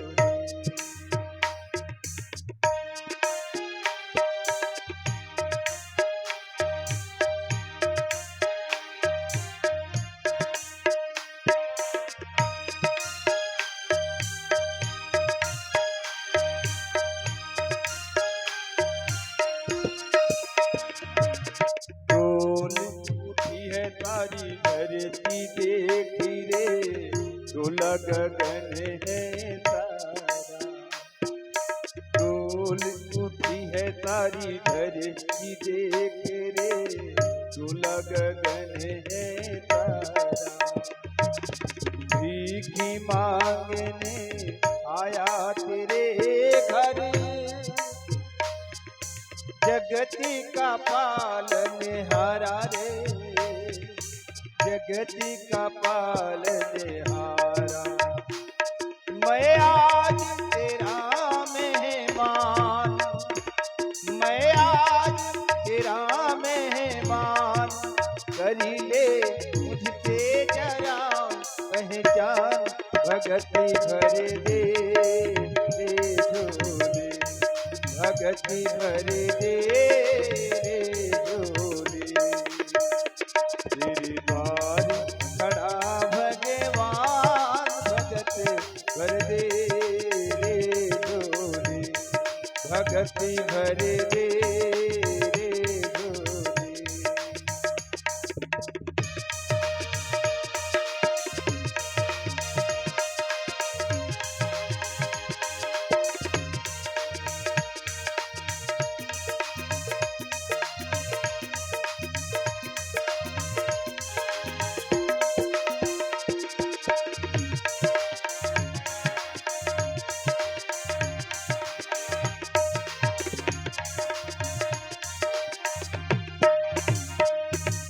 आज लुटा दे सर्वस्व अपना, मान ले मेरा कहना।